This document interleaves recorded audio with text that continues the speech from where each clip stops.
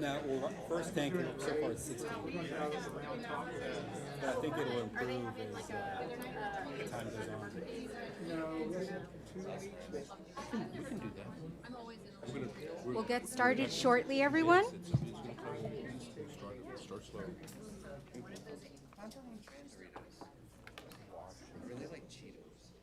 Sure. Kind of excited about that, but everything is a.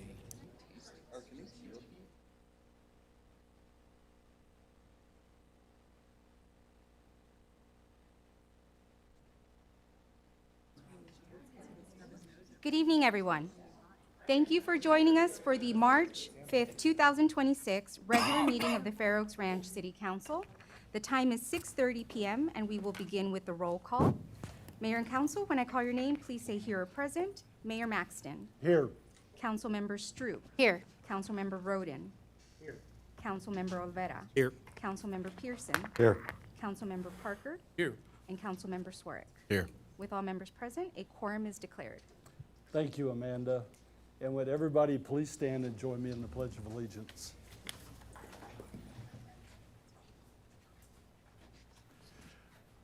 I pledge allegiance to the flag of the United States of America and to the republic for which it stands, one nation, under God, indivisible, with liberty and justice for all. That was awesome. And we have a good crowd here tonight. Thanks for everybody for showing up for the council meeting. We'd like to welcome you here. As a reminder, we do live broadcast this meeting, and we'd like to welcome all those that are joining us by live broadcast. For those that are here in the room with me, if you do get an opportunity to speak tonight as part of the meeting, I ask that everybody use the microphone that's at the podium up here. And the reason for that is the individuals that are watching us by live broadcast do not hear the comments that they're made from the seats. And if you do get an opportunity to speak, I'd ask that you introduce yourself. And if you're a resident, whether you're a resident of Fair Oaks Ranch or not, or if you're with an agency that's here tonight, which agency you are from. And with that, we'll move on to citizens to be heard. We have a number of people that signed up for citizens to be heard tonight. And first is Kristen Swearick.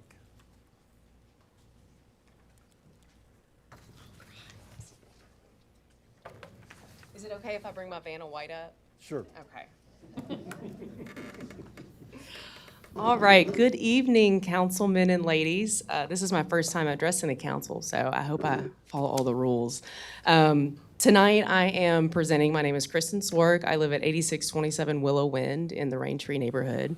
Tonight, I'll be presenting on behalf of Fair Oaks Ranch Homeowners Association, specifically part of the Community Events Committee. So I'll dive right into it. As you may be aware, we have a monumental year. This year is our 250th anniversary of our country. And so we think that that is something for the community and everyone in it to take part into.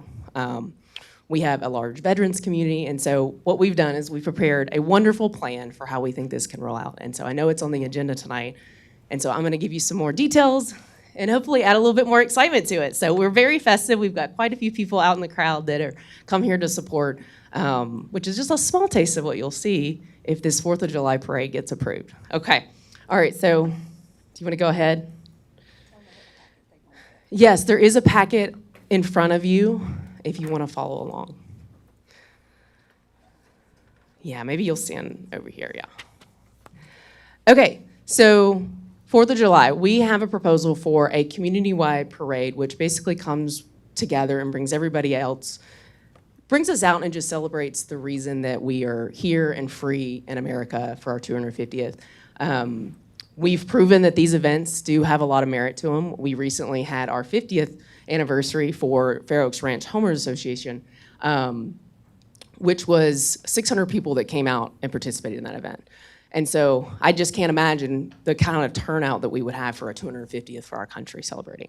So tonight, we have this is kind of a picture of that event and some of the things that we would also bring to the 4th of July parade ending event as well.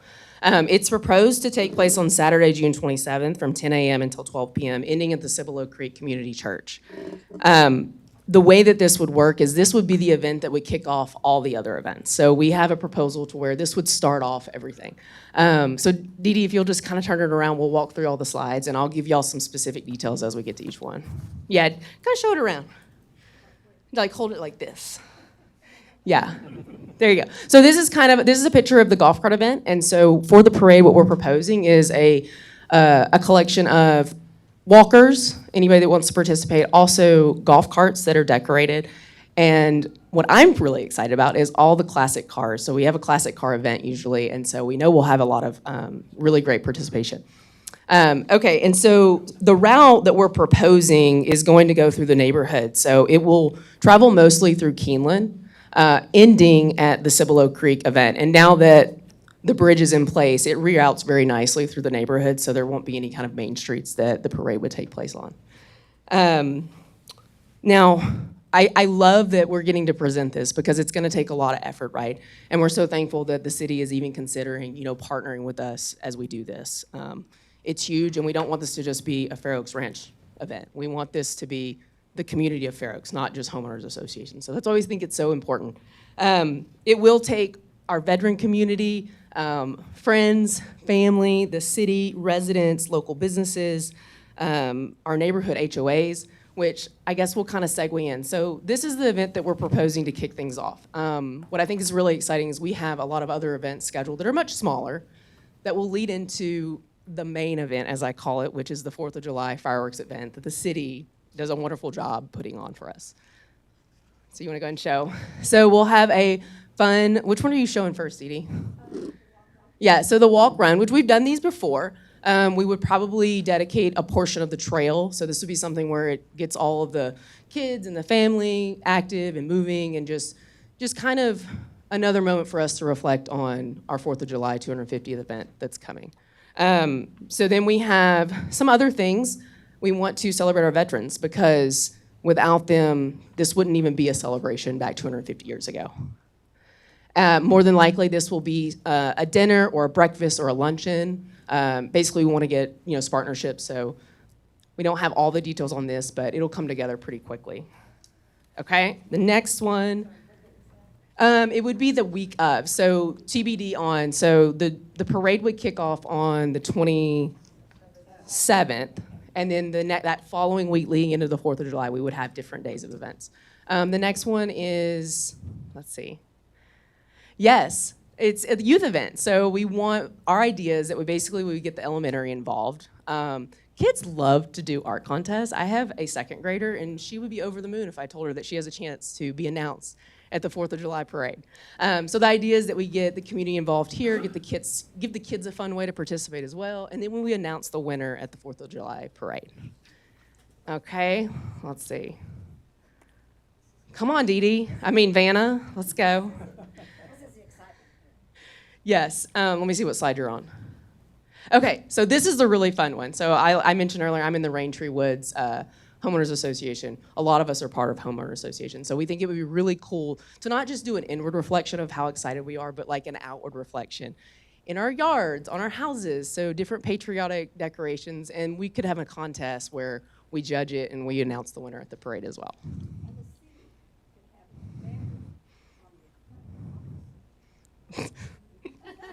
Anyway, Dee Dee has lots of ideas, but this would be a fun way for the communities to get involved from your neighborhood. All right.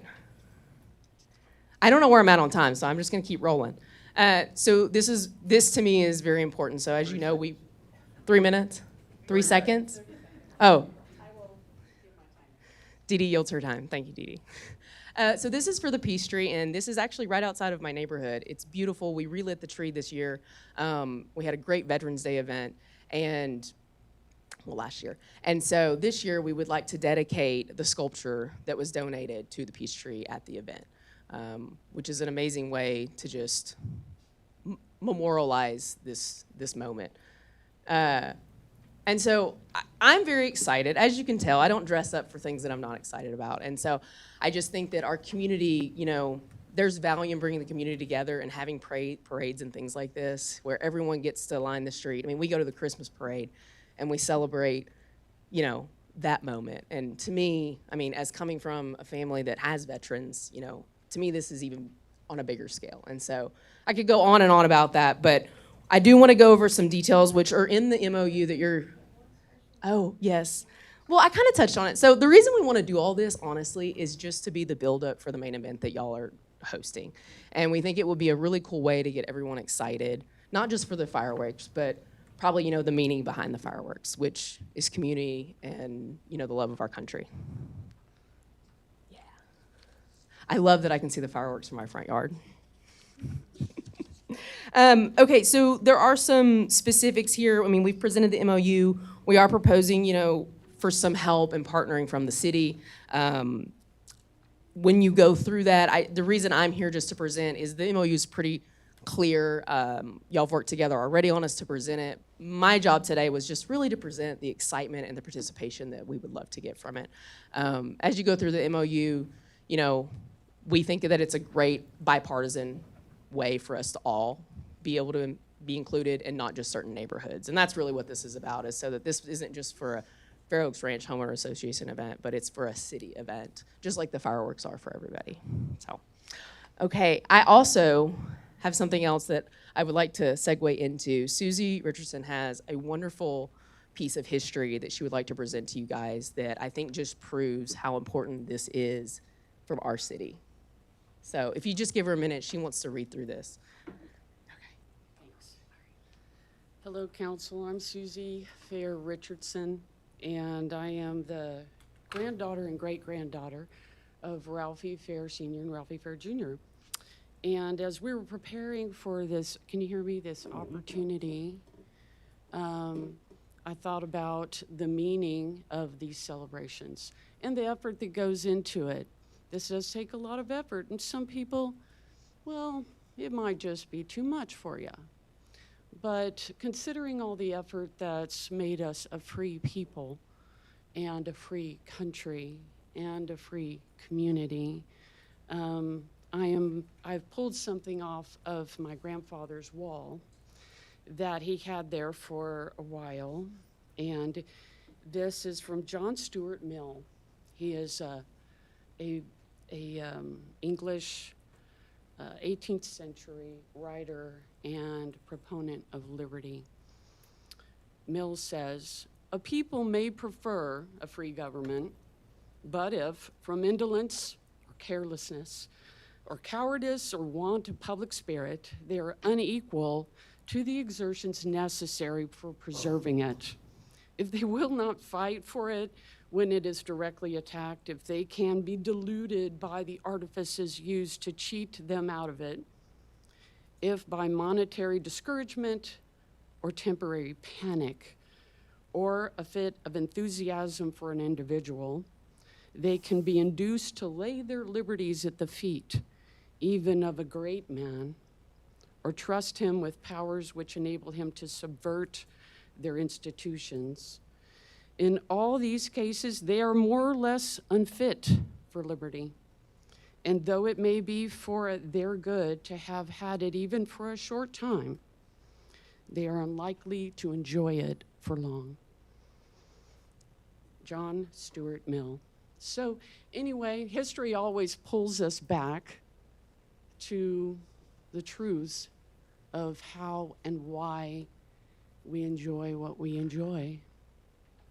And so I just ask you to take that into heart as you consider whether our community has the time, the effort to participate in something that is encouraging and educational to our youth. Thank you. I appreciate the opportunity. Thanks, Susie. Thanks, Kristen. And Dee Dee, you had also signed up. Did you have any additional comments that you wanted to provide as part of Citizens to be heard?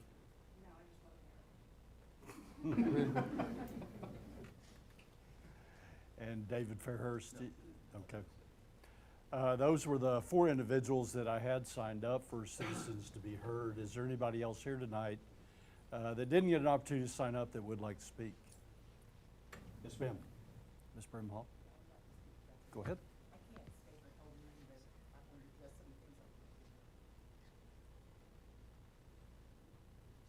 I'm Sharon Brimhall, I live on Fair Oaks Parkway. And A couple of things on the agenda tonight. I just want to give some comments and hope that council would consider them when they're considering these issues and perhaps ask some questions. Because I certainly don't have all the background on this. It's just what I saw from the agenda. I guess we can start back to front, okay? Talking about the workshop for the tree mitigation possibility. I think I heard this the third time it's come before council, and that's fine. I think it was pretty much rejected twice, I'm not sure.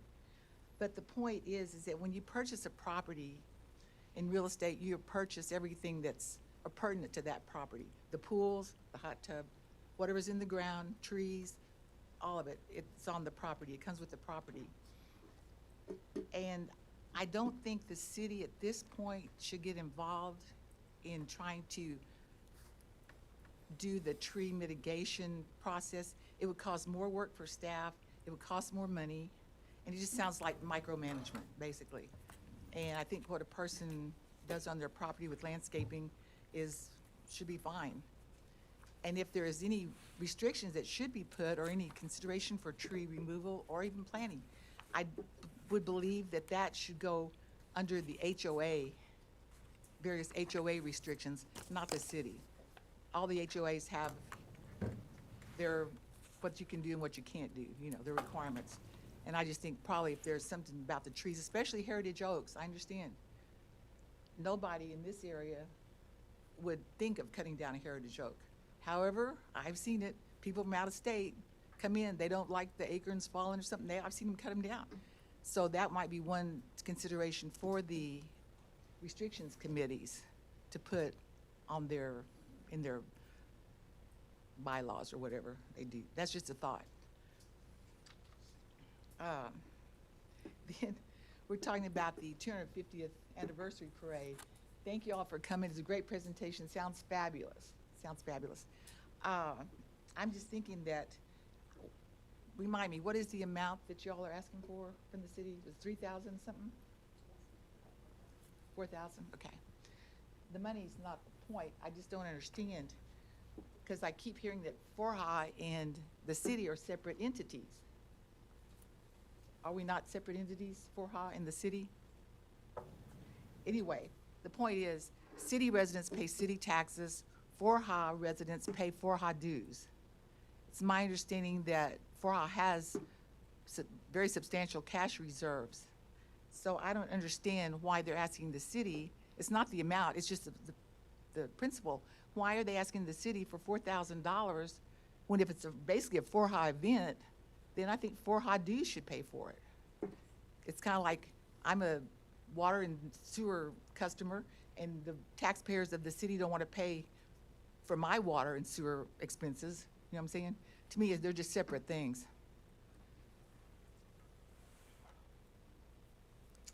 And speaking of the sewer thing, I think there's a workshop or something about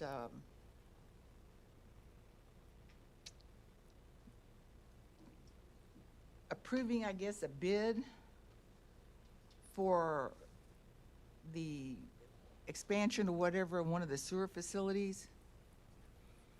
And I understand the bid is $5.8 million, which happens to be $1.56 million over the amount that was budgeted.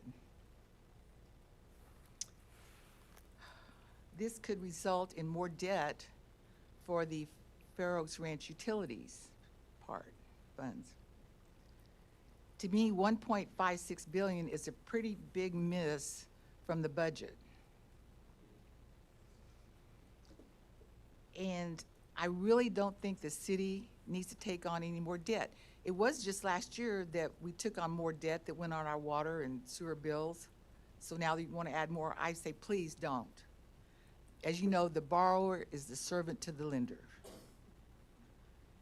And so what I would recommend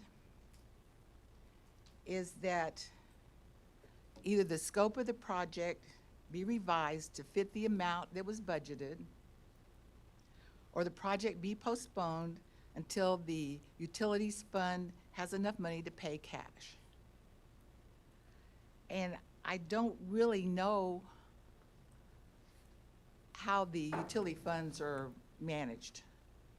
However, I just saw an article in the Express News today that SAWS want to raise their water rates 8% this year.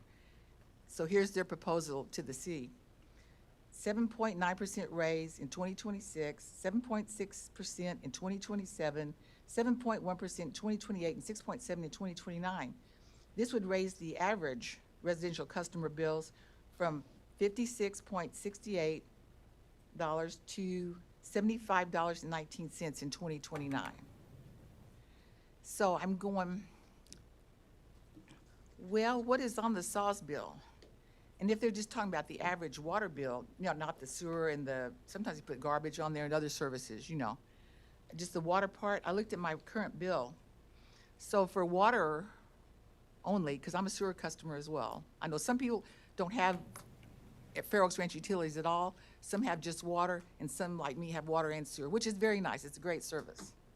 But just the water part of my bill is already $71.74 from the last debt we took on. The sewer part is $55.50, so that's $127.24 already. When I moved in out here, I was already paying a debt service fee. I don't know if that debt was paid off before we took on the other debt. So I don't know particulars, but this is just a thought. I think that we ought to work within our budget. And if we need to make some changes in how the utilities fund is distributed and handled, then let's do that. Thank you very much. Thank you, ma'am. Was there anybody else that didn't have an opportunity to sign up that would like to speak?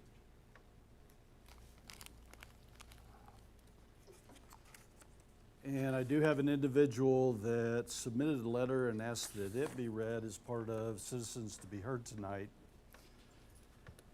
And the letter is from Maria and Ron Madura, who are residents of Fair Oaks Ranch.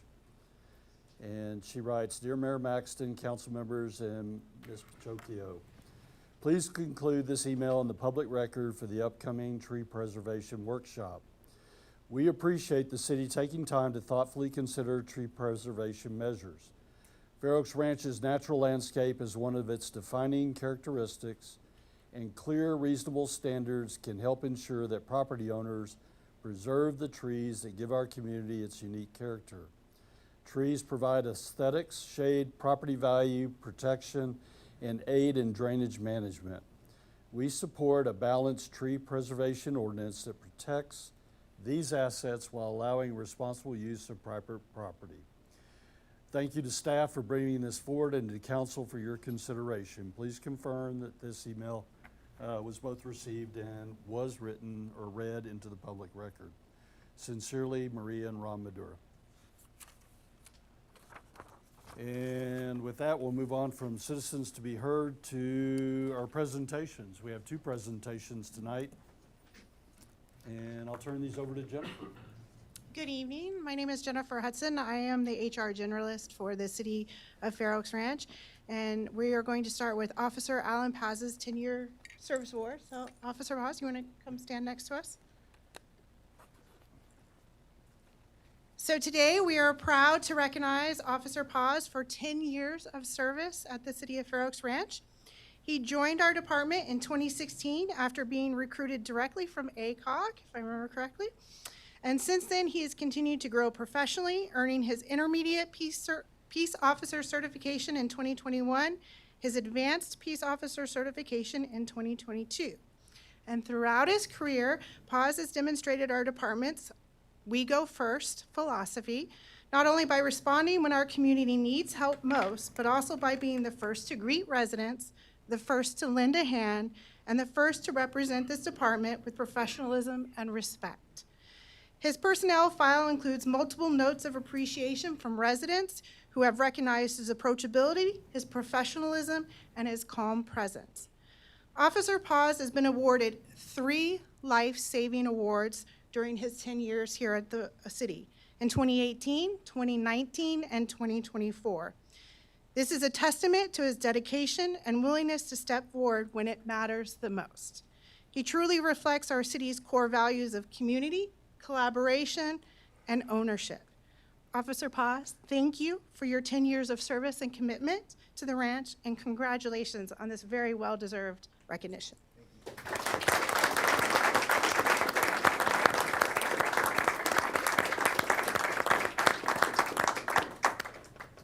And then a fancy clock. Okay, so stand right there while I get your picture, because I'm doing it all.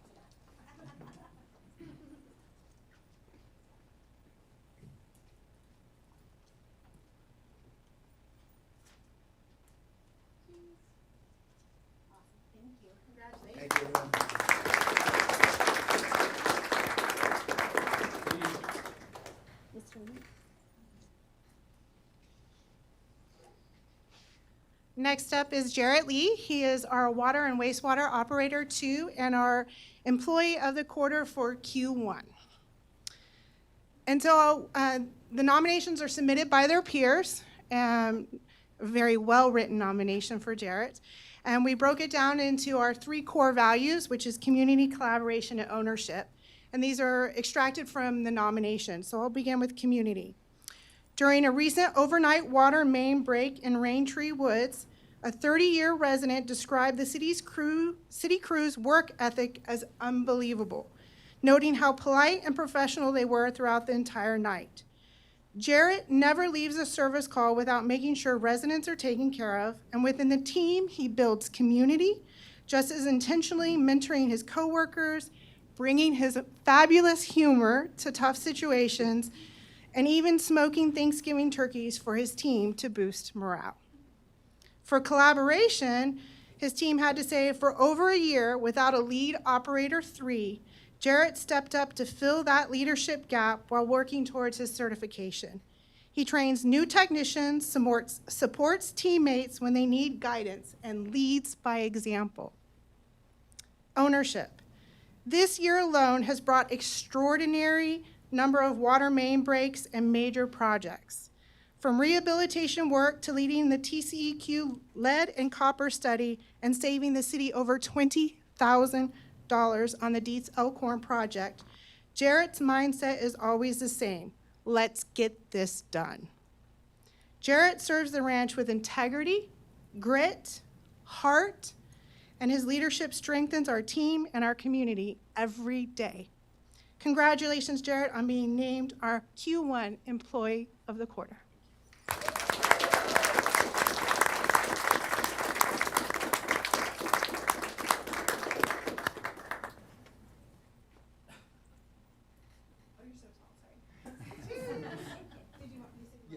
You would like to say a few words? I'd like to say thank y'all very much for this. Yeah, all this right here. First off, I want to say thank you to Will, my supervisor, because he was there when I first started, and I don't know why he kept me around. No, I'm kidding. But I also want to give a special thanks to Steve, because Steve saw something that I didn't think I had in me, and you know there was a lot of growing pains, but Steve managed to make this happen as well, and that's not just a testament to me. That's also look at Will. Will is a product of Steve. He was our supervisor when I first started, and now he's obviously moved up, but his footprint is still widely present throughout this entire city. So thank y'all guys very much. Oh, I'm so sorry. And my wife said I was supposed to start off with I have nobody to thank but my wife. Y'all all heard it, right?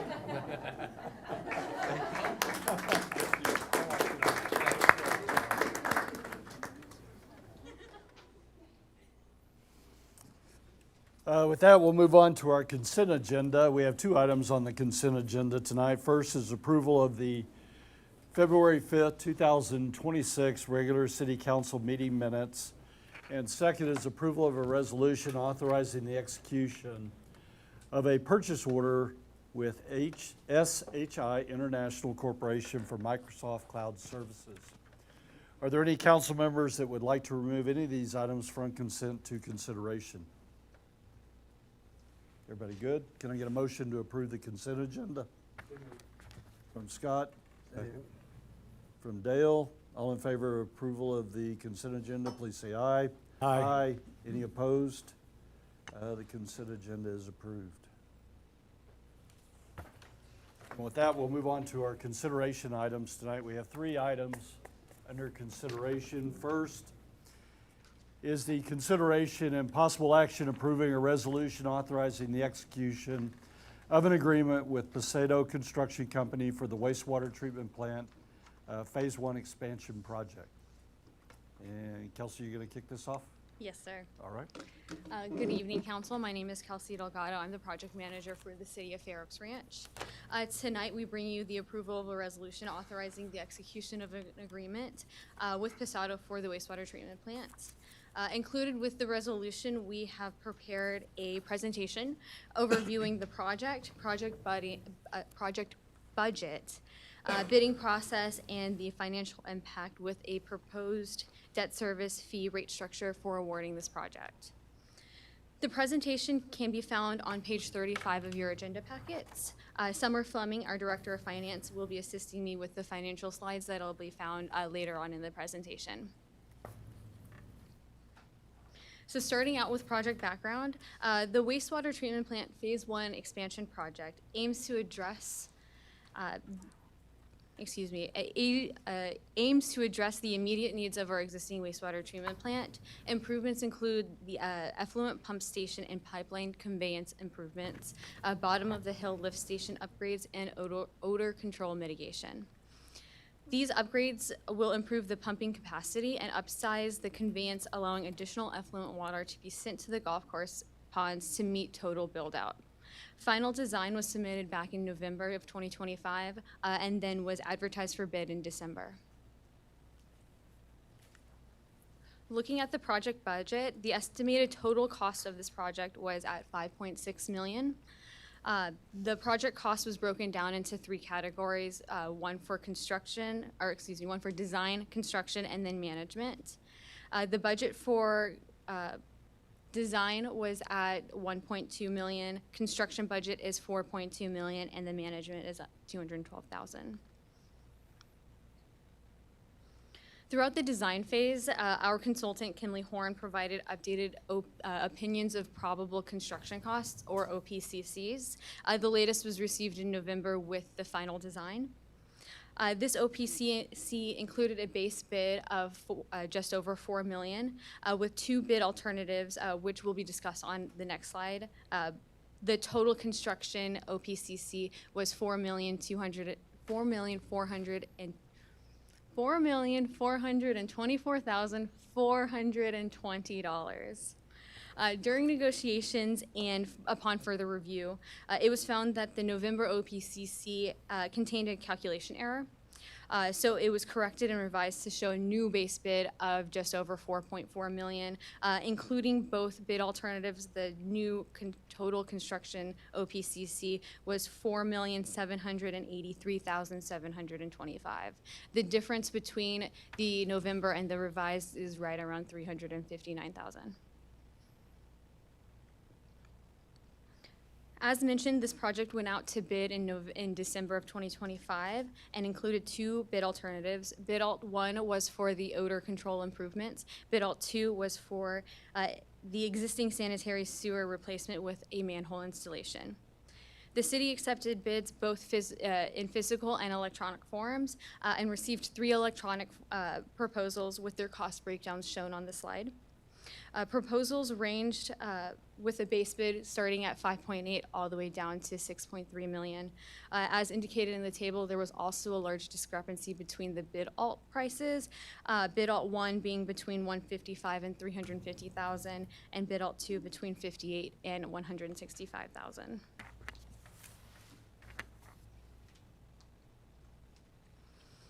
After the proposals were received and evaluated based on contractor experience, project approach, and prices, Pasado Construction was selected as the most qualified and best valued.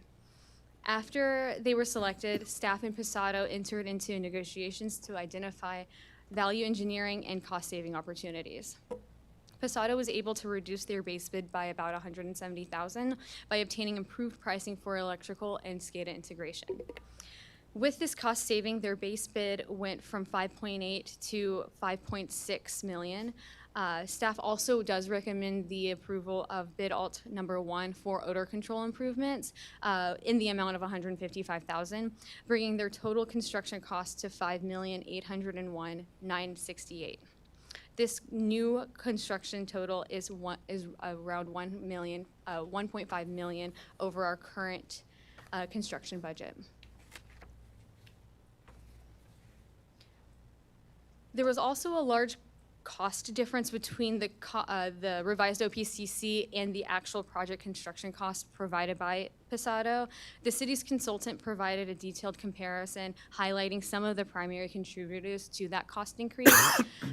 These included the cost associated with bypass pumping for the influent lift station, electrical improvements and SCADA integration, ductile iron fittings, and the cost associated with lowering the effluent main.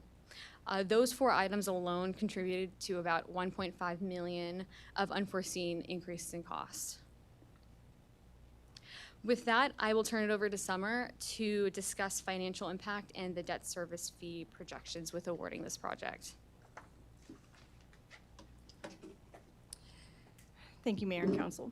So the project has been included in the city's 5-year capital improvement program and has always been planned to be funded through debt issuance.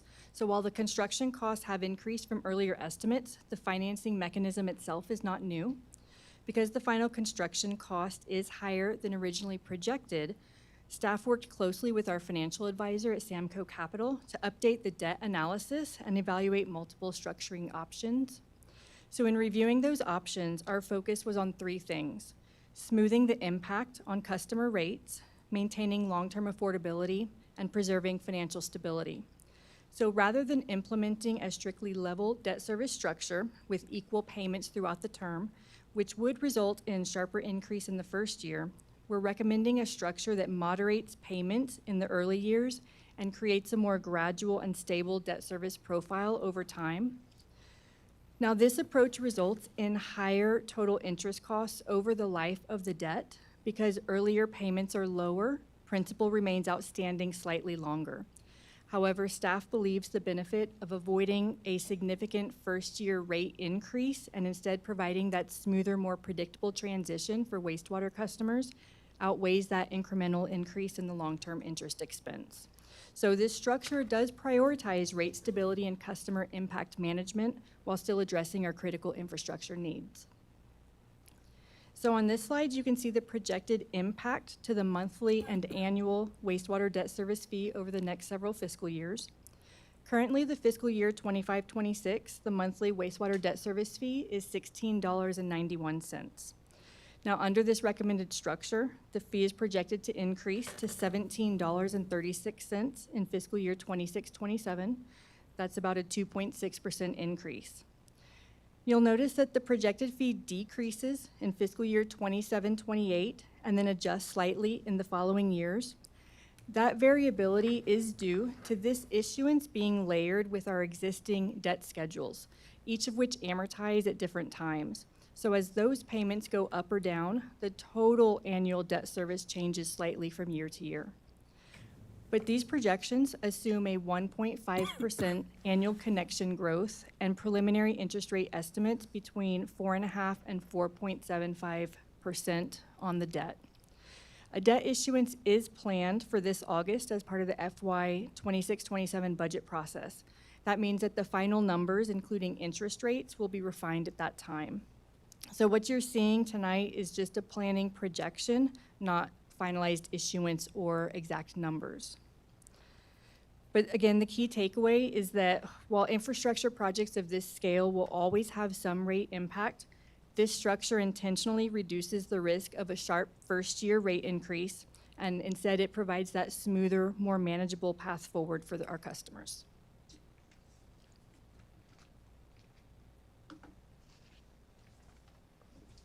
Moving on to next steps. Tonight we have for your consideration the approval of a resolution authorizing the execution of an agreement with Posado for the wastewater treatment plant project. The resolution can be found on page 19 of your agenda packets and includes the award of bid alt 1 for odor control improvements for a total construction cost of $5,801,968. Once the agreement is executed, staff plans to hold a pre-construction meeting with the contractor in March. And we expect to begin construction in the May or April timeframe. Construction duration is expected at around 12 months, so completion date will be sometime in spring of 2027. With that, I will open it up to any questions or comments council has for us tonight. Any questions? was kind of hoping Keith would go first. I was gonna let you go first, but I have some too, so. Well, just so this is at the forefront of everyone's mind, tell us what happens if we don't do this project. So the city is experiencing steady growth. These improvements become more critical due to the existing capacity constraints of our wastewater treatment plant. This work is necessary to maintain our wastewater treatment plant capacity and ensure regulatory compliance with TCEQ. Based off of our TCEQ permit, there is a 75-90 rule in there, meaning that once our permit's average daily flow reaches 75%, we are required to start planning for an expansion of our wastewater treatment plant facilities. Once we reach 90%, then we're required to obtain approval from TCEQ for the construction of our plant. So by awarding this project, we will stay on track and meet the requirements of our TCEQ permits. Thank you. Where are we in that timeline in terms of what percent are we at now? So 75% was reached in 2023. 23, okay, so we're in between the, Yes, sir. all right. I'm probably gonna ask a question everybody wants to know, like what happened with the guys, the engineers that gave us our estimate of cost in November and then the actual cost coming in so much higher? I guess the question is, did we have cost estimates that were not reflected when they made their estimates, or did we change scope? I mean, can you just kind of help clarify why we had such a big move? You're regarding the November, the latest OPCC? Right, because in November, they estimated a much lower number than when the bids came in, we're up 25%, so, yeah. So the November OPCC contained a calculation error it was two line items. One is preparing proper right-of-way. This line item is calculated at 5% of the total construction cost. This was just a mistyped formula, which accounted for $121,000 of increasing cost. The other one was mobilization line item, which is 10% of the total construction cost is how it's calculated out. This item originally in the November OPCC did not include a few high-cost line items, such as, in hindsight, it should have, including like the influent lift station upgrades and SCADA and electrical improvements. That line item miscalculation attributed to $243,000. So the guys that did the engineering just missed it, basically? They were miscalculations on the OPCC, which were then revised whenever they were notified, Okay. whenever they were noticed. I mean, it's fine. I mean, I just want to understand it. So what are the alternatives? Are there any alternatives to what we need to do here? I mean, I'm not proposing one way or the other. I'm asking what alternatives do we have if we, like Jonathan asked, what do we have to do? We have to do it. Can we stage into this expansion, do part of it now, part of it later? Or what do you see? Or is this one thing you have to actually just take forward and do it all now? So the improvements of the wastewater treatment plant are already staged. This is phase one. Phase two is scheduled to happen, I believe, in 10 years. So it's already staged to help attribute with not having to do all of it at once. Phase one is to address our immediate needs, what we need to do now.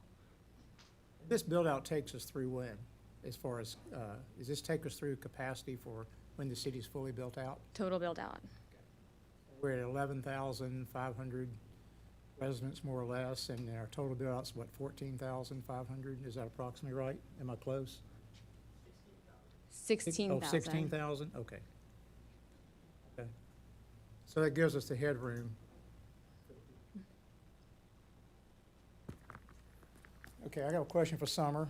Wait, does anybody else want to ask? Go ahead. Go ahead. I just have a comment. The 7590 number, I recall us kicking this around back in '23 and before. We kind of knew this was headed our way. So just for, which I'm just mentioning for perspective, this was something, you know, costs are going to go up every year. And I think that we've done y'all have done a good job of managing it, getting it to this point. Unfortunately, we're at the 5 million mark on doing this. But this isn't something that's new that just popped up. So I'm kind of following what Keith was asking about earlier. I know there's items in there that were miscalculated. That amounts for between 300,000 and 400,000. But I think what Keith was getting at was we have this number in November, and now we have a number in today, that's 1.5 million. So where's the other 1.2 million? Like, what happened? How are we that far off? So it's the OPCC and then what our construction budget is. The construction budget was determined some years ago whenever this project came to fruition, and that's where that larger deficit is. That was a budget from several years ago based off of probable causes at that time. We're here today with the actual construction costs, which is 5.8. So between the time when this was originally imagined, the construction, we assume the construction costs at that time.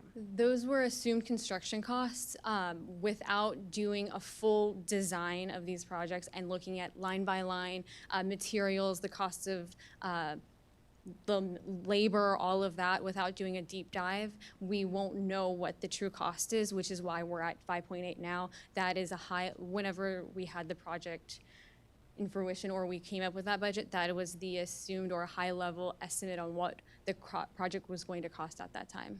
With And some that's just what I want to contingency. make clear for people who might be watching this and saying, wow, 1.5 million, why is it so much more?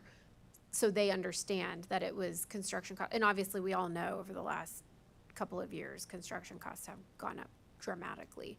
So for those who might be questioning this, these were numbers that were calculated years ago. Before design, before we're Okay. here today. Got it.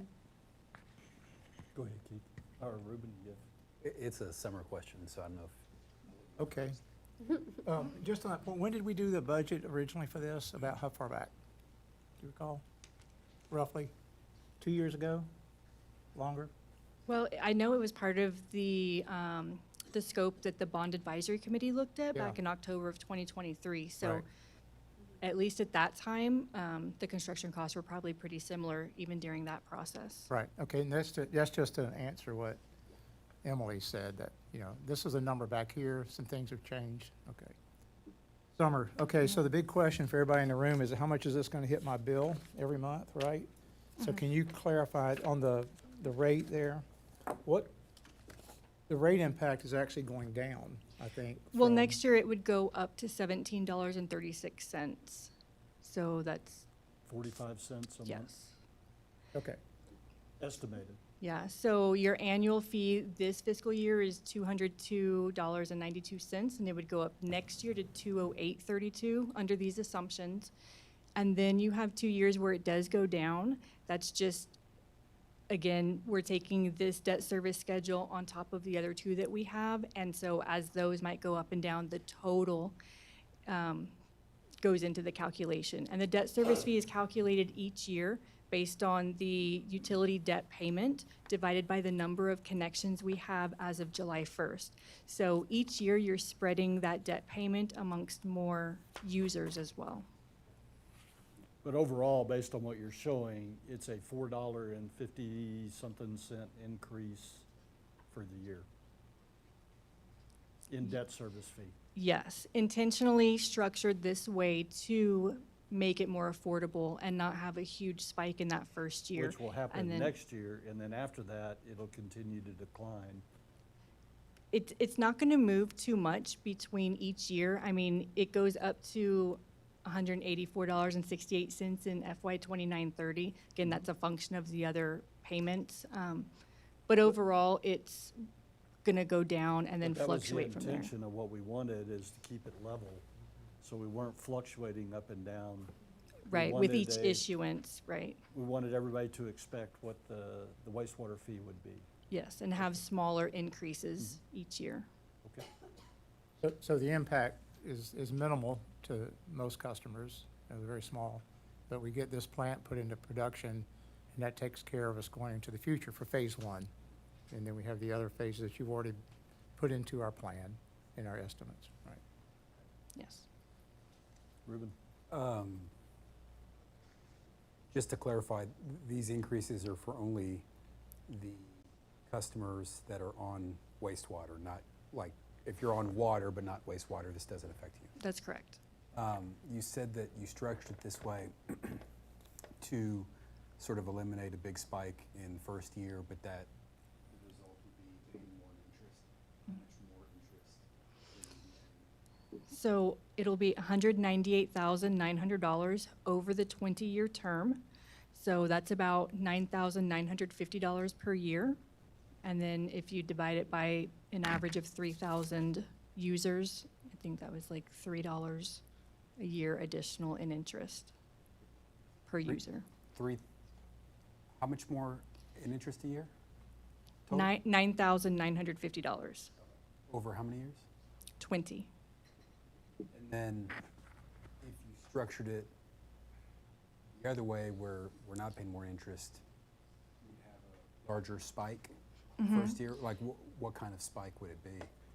It would, the monthly debt service fee would go up to about $18.93, which is a 12% increase. Would it be coming down after that similarly? Yeah, it would drop down to close to $17, then $15.50, then $15. Yeah, so you have a larger increase, and then it starts working its way down sooner. Under this way, we don't go up as high. It stays a little bit higher, a little bit longer, and then gradually starts going down. So that way, you're just minimizing the impact in any individual year. So Keith asked a question about what can we possibly knock off to kind of get some of this cost down? And we didn't really talk about a whole lot of that. I've used a lot of SCADA. I had a saltwater disposal whole system tank battery that ran off of SCADA. And, you know, Steve would probably disagree, but that was one of the things when it went out, I didn't pay to fix it. You know, I just had a man in a truck go out there and hit the switches like clockwork in place of the SCADA. So there's a lot of bells and whistles in this that we would probably want, you know, in emergency situations or whenever men can't get out there and do it. But there is potentially, I mean, if we decide that we don't have the stomach for it, there's probably some stuff that we could shave off just to meet the TCEQ requirements, but still have a little more requirement on our labor. And there's some SCADA that we've already got that we've got to keep integrated, you know, as we build out. And so I'm just looking to Steve to make sure that I'm not talking wrong. He's giving me the nod here. So there would be a limit to that, but this does have some bells and whistles that will save some trips, save some gas, save some hours.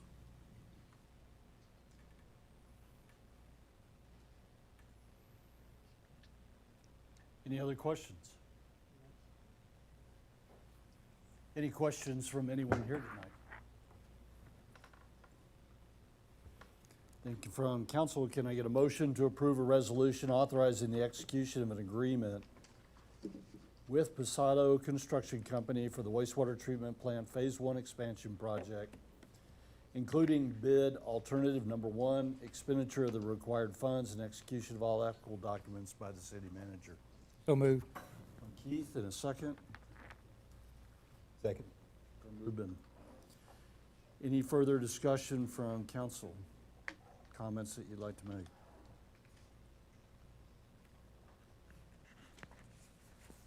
Motion on the table. All in favor, please say aye.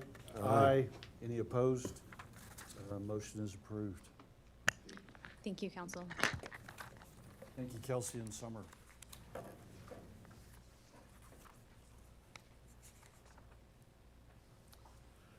The second item for consideration that we have tonight is the consideration and possible action approving a resolution amending the Fair Oaks Ranch Transportation Safety Advisory Rules of Procedure. And Carol. Thank you.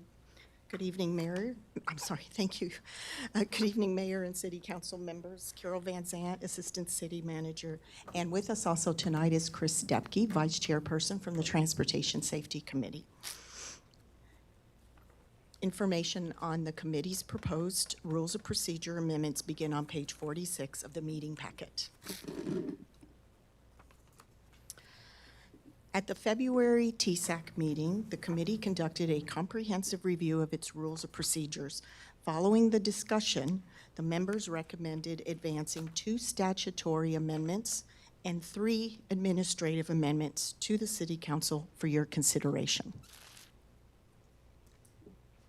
First, to ensure compliance with updated state law regarding meeting agenda posting deadlines, Section 8 and Section 10 require statutory revisions. The updates align with the committee's rules with current legal requirements. The remaining 3 amendments are administrative in nature. The first amendment is found in Section 4.3, and it is related to presentation of TSAC actions. The amendment revises the procedure from the chairperson presenting committee recommendations to City Council to the chairperson being present at council meetings where presentations are heard. The purpose is to formalize the current practice where staff provides TSAC updates and the chairperson attends to address questions as needed. The second amendment is in Section 13, and it is related to staff responsibilities. This revision additionally addresses the amendment in Section 4.3 by expressly providing that staff shall present all committee actions and recommendations to City Council and shall also inform City Council of other relevant committee business. Finally, the last proposed amendment is found in Section 16, and it relates to voting. Currently, committee recommendations requiring City Council actions must receive a majority vote. The proposed amendment adds that when a motion fails due to a tie vote caused by a member's absence, the item will be reheard at a future meeting when all committee members are present. During the discussion, staff noted that under the existing rules, items that do not receive a majority vote may be reheard at any time upon receipt of the new pertinent safety information. That concludes their proposed bylaws, and we're here to answer any questions you may have.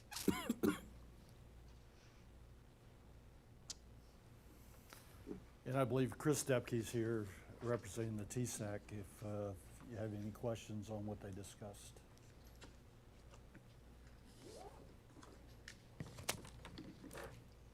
Chris, so if I understand it right, if a motion fails or fails due to an absence, and then it's postponed to the next one, and you have another tie, it just goes indefinitely until you do have a full. If that were the case, yes, it would. Well, actually, the way you have it worded here, and I'd make a recommendation that, could you go back to where it was listed? It says caused by it adds in the event of a tie vote caused by a committee member's absence. I'd recommend you just remove caused by a committee member's absence, because really what you're focused on is a tie vote, right? Yes. And so it doesn't matter how you got there. But in that, what it further says is the request shall be considered at a future committee meeting where all committee members are present. And so you've limited yourself now to being required to have all 7 members present at the meeting before you can represent it to the TSAC. Is that? So it's not that it could be voted on Or again. would we also say when odd number is present? What's a quorum? 5. Then I would, why not just say when a quorum is present? That could be 6 members. Well, to conduct the meeting, you always have to have a quorum. And so, Same 6, you could keep tying every week, or But well, I think, the only Mayor, thing what that, the you're only thing relating, that I was addressing, the way you have recommended this, you cannot rehear a tied item at a TSAC meeting until you have all 7 members present. correct, and I think what you're trying to clarify is if there are 5 members there and it's a quorum, why could this item not be heard? I believe that's what I'm hearing from you. Well, that's what it gets to, yes. But the intent, what y'all have written and what you're recommending to us to approve is that you must have all members present before you can rehear it. Is that what you wanted? That's the way, Well, that's what, the way we approved it and discussed it, but, yeah, good point. As long as there's an odd number there, then you wouldn't have another tie. so if you would like to change it to say a quorum, you can do so. You are the final authority on these bylaws. That actually might help, because what happens if somebody steps down off the committee and you now have 6 committee members, right? For some reason, they had until someone was reappointed, it'd never get reheard, so maybe that's a good idea. So really, after this, what I would see is that in the event of a tie vote, the request shall be considered at a future committee meeting.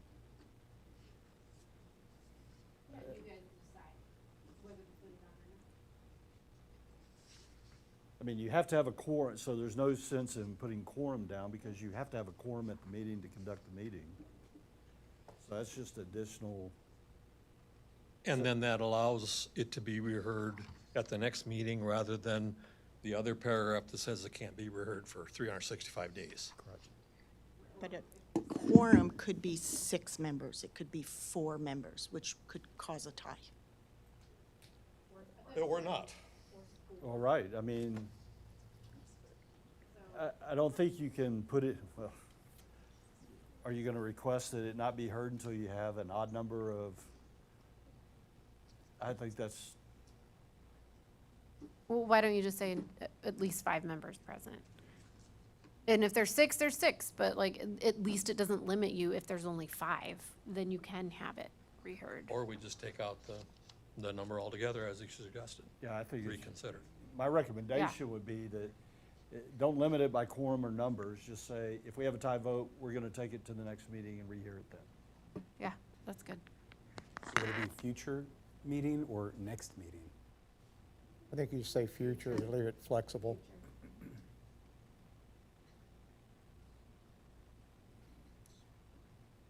Does that meet the intent of what y'all want? I believe so, yes. Chris? We just didn't want another Nola Hase to happen. Where, Us too. yeah, okay. Oh, come on, it was kind of fun, right?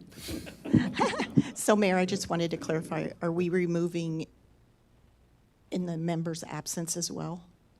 We're going to say adds in the event of a tie vote, the request shall be considered at a future committee meeting, Period. period, correct? Okay, thank you. Does that make sense to everybody and Yeah. clear?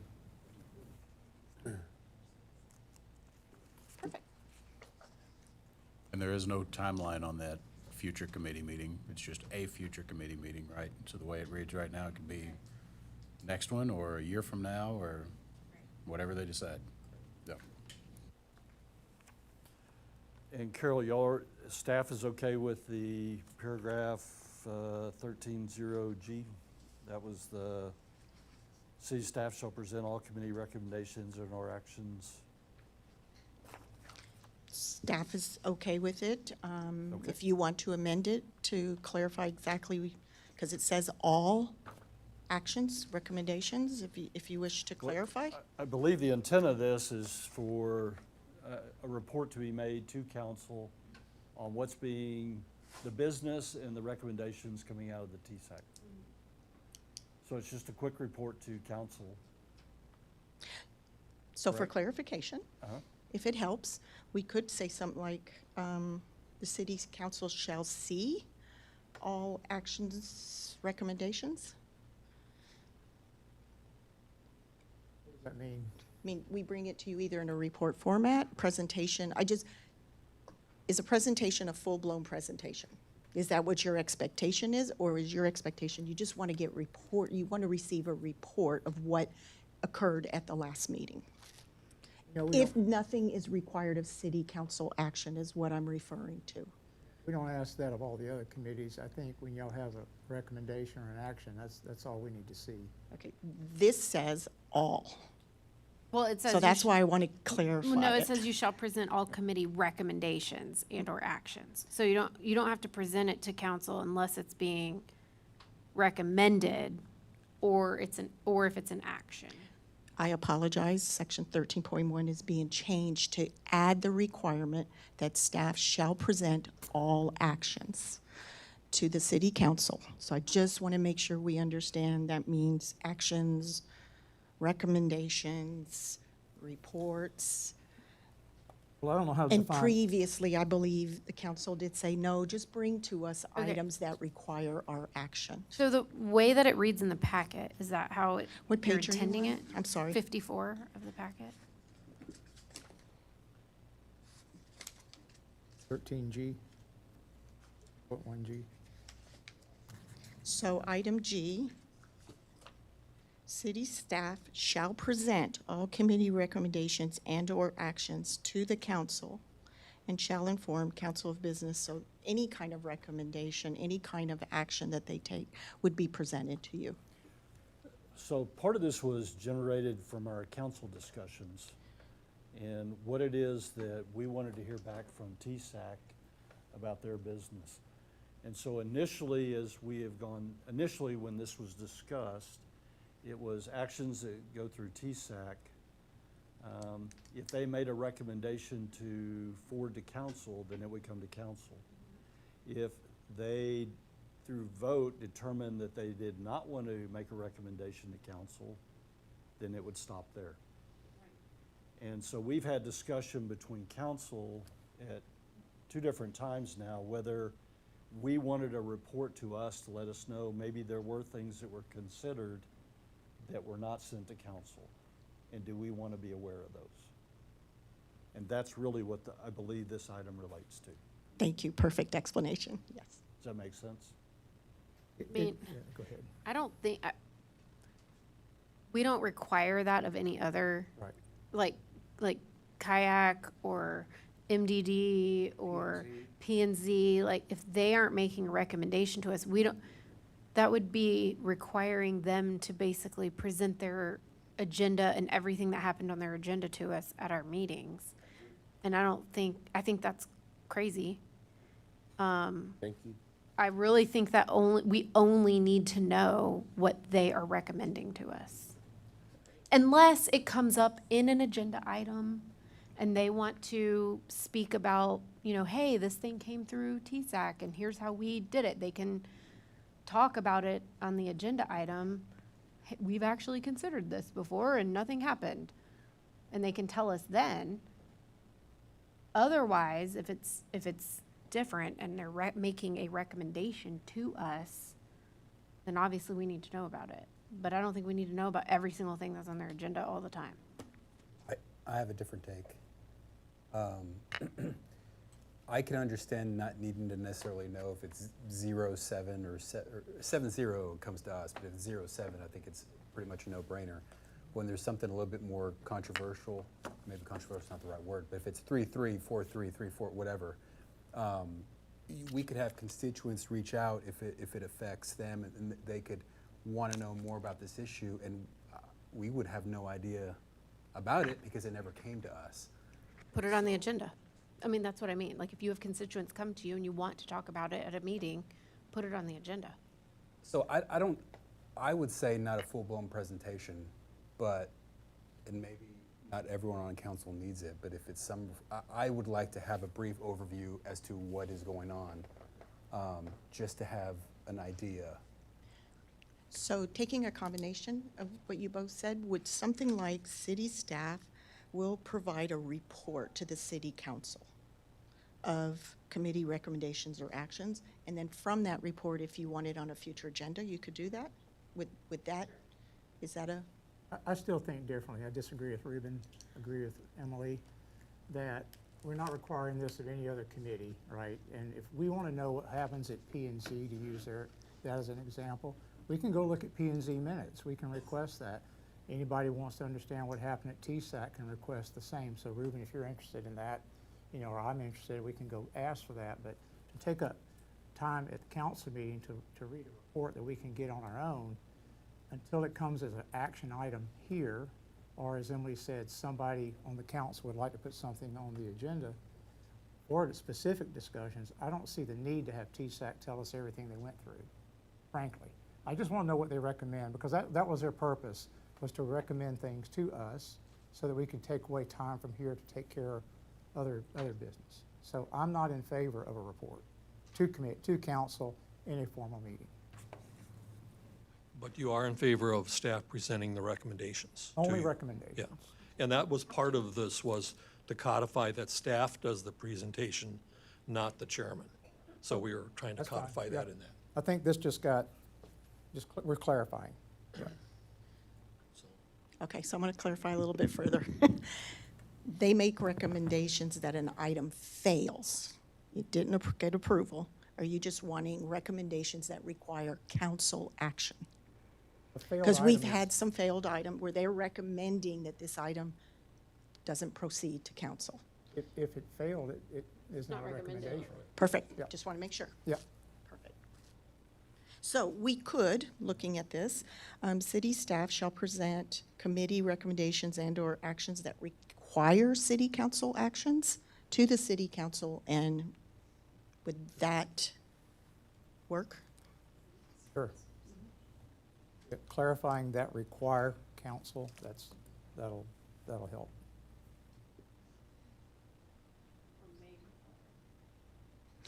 Correct.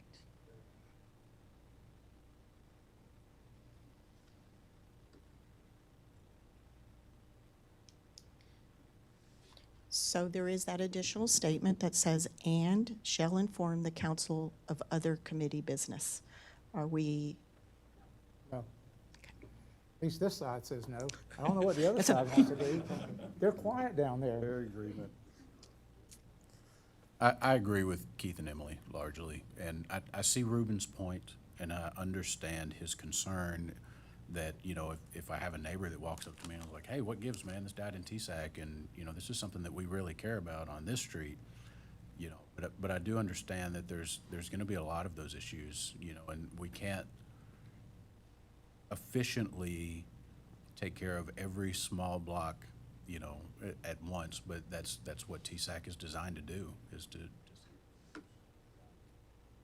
want me to talk, that's my piece.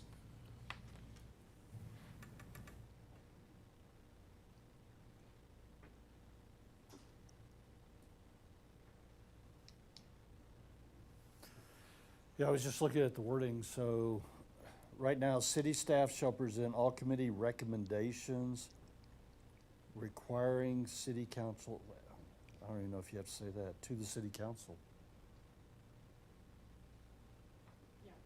Recommendations to the city council. Then how is it different than what was before? Then why change it at all? Because wasn't that what it was before? Right now, it says the chairman will present. Oh. But I it think- was only recommendations that required city action. So you really just have to change city staff, essentially. Because wouldn't the previous language fit the opinions of everyone else other than changing chairman to city staff? How did it read? Do we know? I'm getting there. It's section, was it 6.1? 13.1. Item Is it in D. here? No, it was in a different section, 4.3 or 13, 4.3? Mm-hmm. Oh, because it was requirements of the, It said right, was it 4 point, hold on. It said the chairperson shall present committee recommendations to the city council. There you go, you passed it. That's what it previously said. The chairperson shall present committee recommendations to the city council. Now you're going to change it to city staff. We will change it, but we need to move it out of 4 because 4 is the officer duty, so we'll move it down to 16. And we can say exactly what this says and just replace it with staff. Perfect. So basically, we just take that sentence, the city staff shall present at the city council meetings when committee recommendations or actions are presented to the council. Or you're just gonna go, city staff shall present all committee recommendations or actions to the city council. Period? Perfect. All right. Is everybody okay with that? Can you live with it, Ruben? Yeah, I can live with it.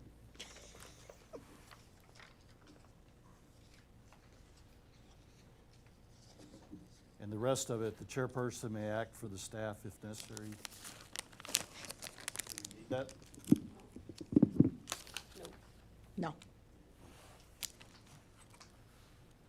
and right now then, 4.3, the chairperson shall be present at any city council meeting when committee recommendations or actions are presented to the council. Chairperson may designate a committee member if they or the vice chairperson are unavailable. Okay?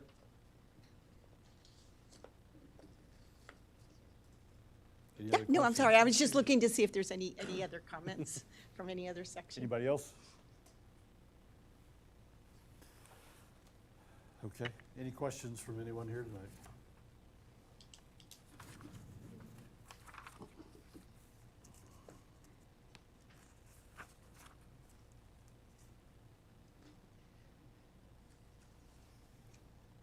And Matt, can I just do the motion to approve the TSAC rules of procedure as amended?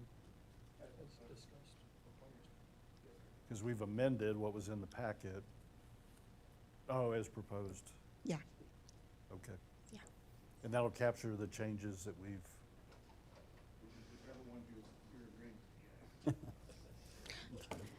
So I think if you just say section 13.0 and, sorry, my documents got out of order. I don't think, do we have changes to, We have the one about the absence. So you've The recommended that vote, one the tie first. vote, 16, section 16, the tie vote.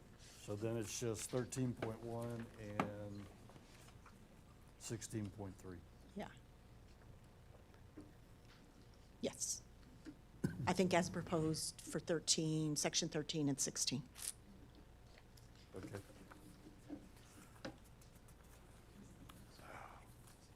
Can I get a motion to approve a resolution amending the Fair Oaks Ranch Transportation Safety Advisory Committee Rules of Procedure as proposed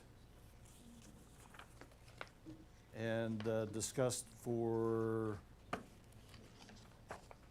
section 13.1, item G, and paragraph 16.3 So moved. from, Second, y'all are ahead of me. third, Jonathan. fourth, fifth. And Emily. Any further discussion from council? When this passes, do we still get the report on agenda 14? Nope. I would say yes, because it's on the agenda. But it's a good preview. Only yes. the recommendations from it? I mean, you can pull it from the agenda, but yes. All right, with the motion on the table, all in favor, please say aye. Aye. Any opposed? The motion is approved. Thank you, Carol. Chris, You're very welcome. Thank you. walking us Thank you, through it. Chris. It's always tough making the changes. Our last consideration item tonight is the consideration and possible action approving a resolution to the City Council of the City of Fair Oaks Ranch establishing a city co-sponsorship of the 250th anniversary of America Parade with the Fair Oaks Ranch Homeowners Association. And Jim, you gonna walk us through this one? I'll do my best, sir. Good always evening. Good evening, Mayor, City Council. Jim Williams, Assistant City Manager, and I'm struggling with this mic. I think it's setting good. All right. So this is item 10 in the agenda packets on page 64 in the packet. Real quick overview, we received a request from the Fair Oaks Ranch Homeowners Association on January 20th, 2026, and that's only, 5-6 months out from 4th of July. It's not a lot of time because we didn't hit the February 5th agenda. There's no way we're going to hit this on there. The 19th of February was missed because of elections, and here we are today. So we're really tight on time.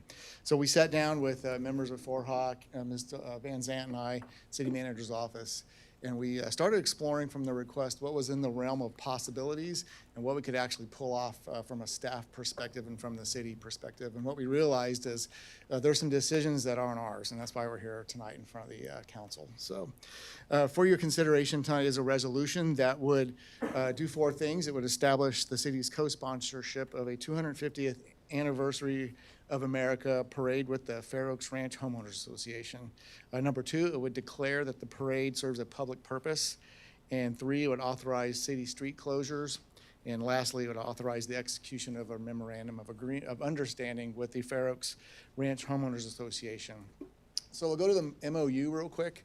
The key pieces in the MOU, it's a lot of legalese and stuff in it, but the key pieces are like who's doing what in this project. So the city is going to coordinate the closure of the city streets. That's going to have to happen in order to pull this off. We'll provide police, EMS, public works personnel necessary to effectuate that closure and provide public safety during the event. And then we'll provide limited assistance with the event promotion. We'll also assign a city staff person as a liaison to the FORHA Parade Planning Committee. What FORHA is going to do is lead the parade planning, coordination, and execution, manage the participant and volunteer registration, market the event, notify affected residents. If any weird permits come up, they'll chase those down. We'll help them with that, but they'll chase them down. And then cover any parade costs that are above and beyond what the city council authorizes. I met with Mr. Fairhurst while the MOU's ink was hot off the presses, approved by the city attorneys. We tentatively agreed to that. What that means is my board has to approve it and their board has to approve it. That's where we're at in that approval process right now.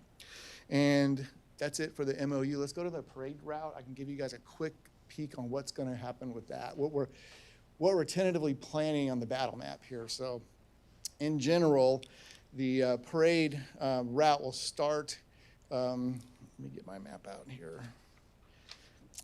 Yeah, Robindale on Keeneland, proceed easterly about a mile, maybe 3/4 of a mile, to Saratoga, and the parade would exit off down Saratoga into the church parking lot and finalize right there.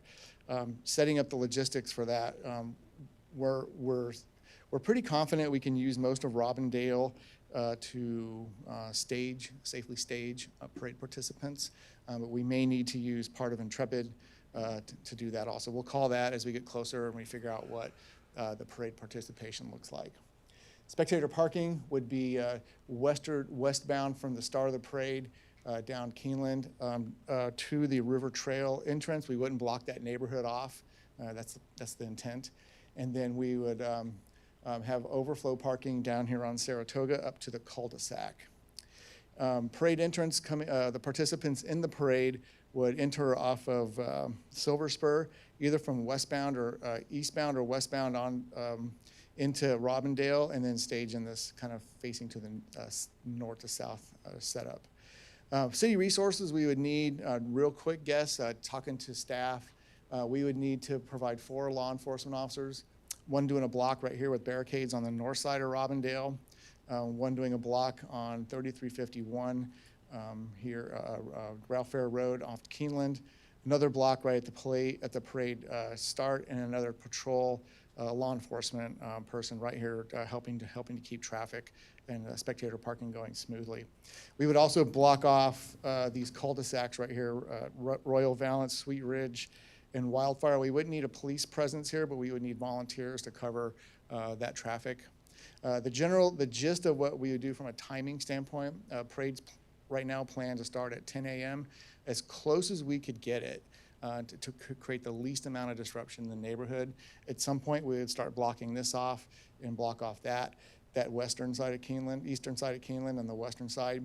And then this is probably going to be the first segment that gets blocked off as we do the staging. It'll probably happen sometime after 8 a.m., maybe closer to 9 a.m. We'd probably start blocking that off. And then putting patrol presence down here on the west side of Keeneland as spectators starts filtering into the area. Once the parade's over, the plan is generally to unzip everything, allow traffic to travel northbound to southbound on Robindale.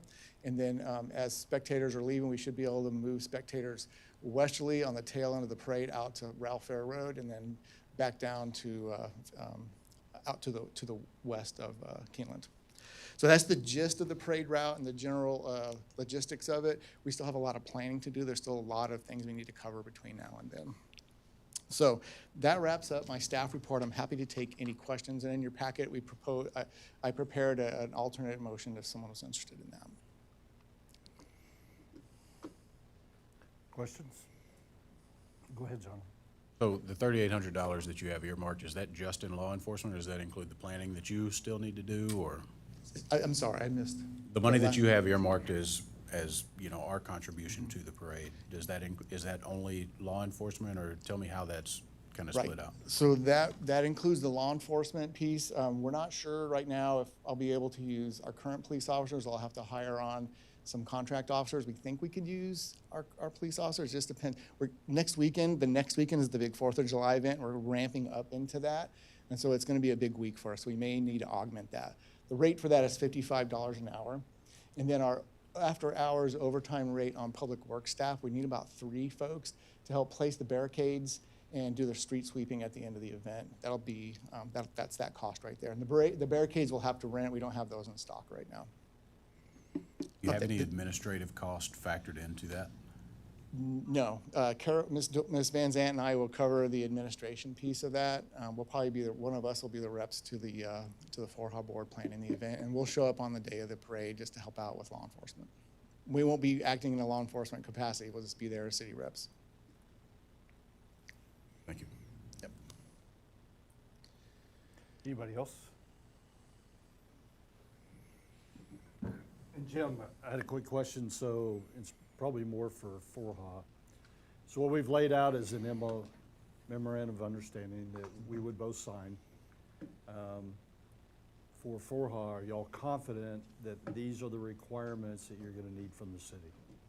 Nothing else? Because once we approve it. I don't see that you need. Okay.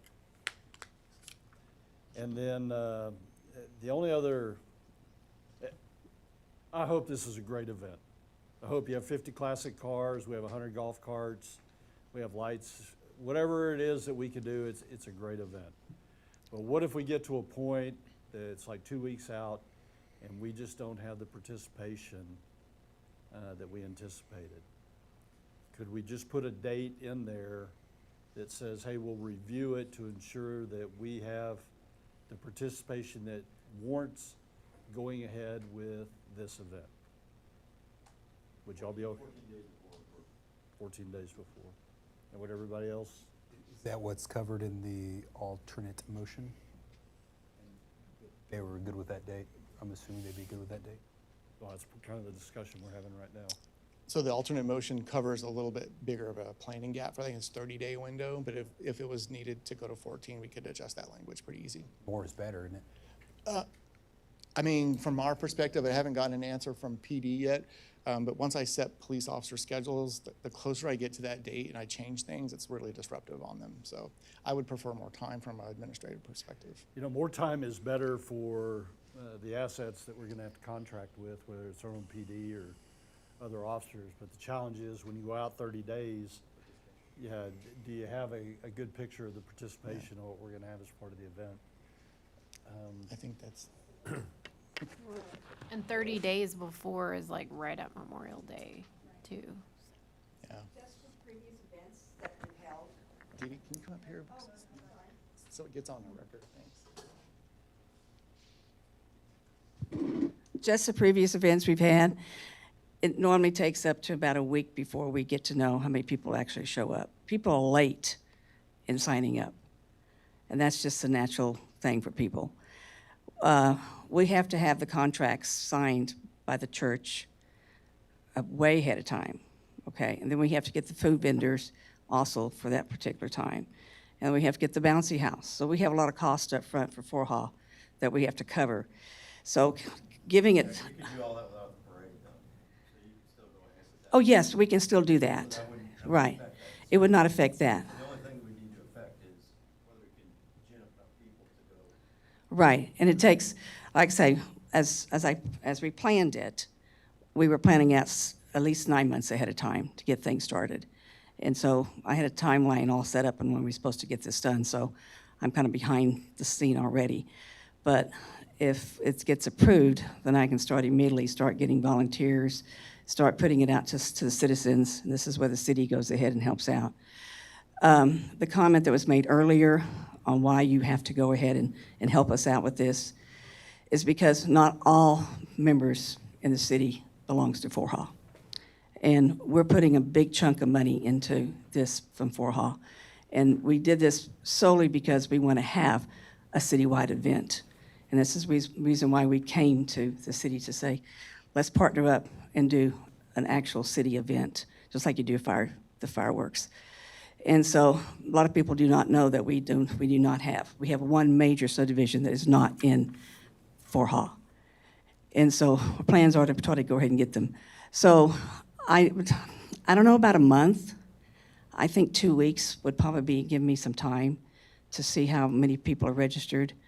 I actually have to do a different type of registration with our mode of registration this time because not everybody is in Forha. So I'm actually have to devise some sort of another system of where they contact a website, and I literally have to go through and find out who is allowed to come. And I would prefer the whole city to do it. Whereas if we did it without the whole city, then we can use Forha's website, but I don't want to do that. Nobody wants to do that. So it's going to take me some time to do that. 2 weeks? Yeah, I can do 2 weeks. Yeah, that'd be fine. But a month, I don't think I can do a month.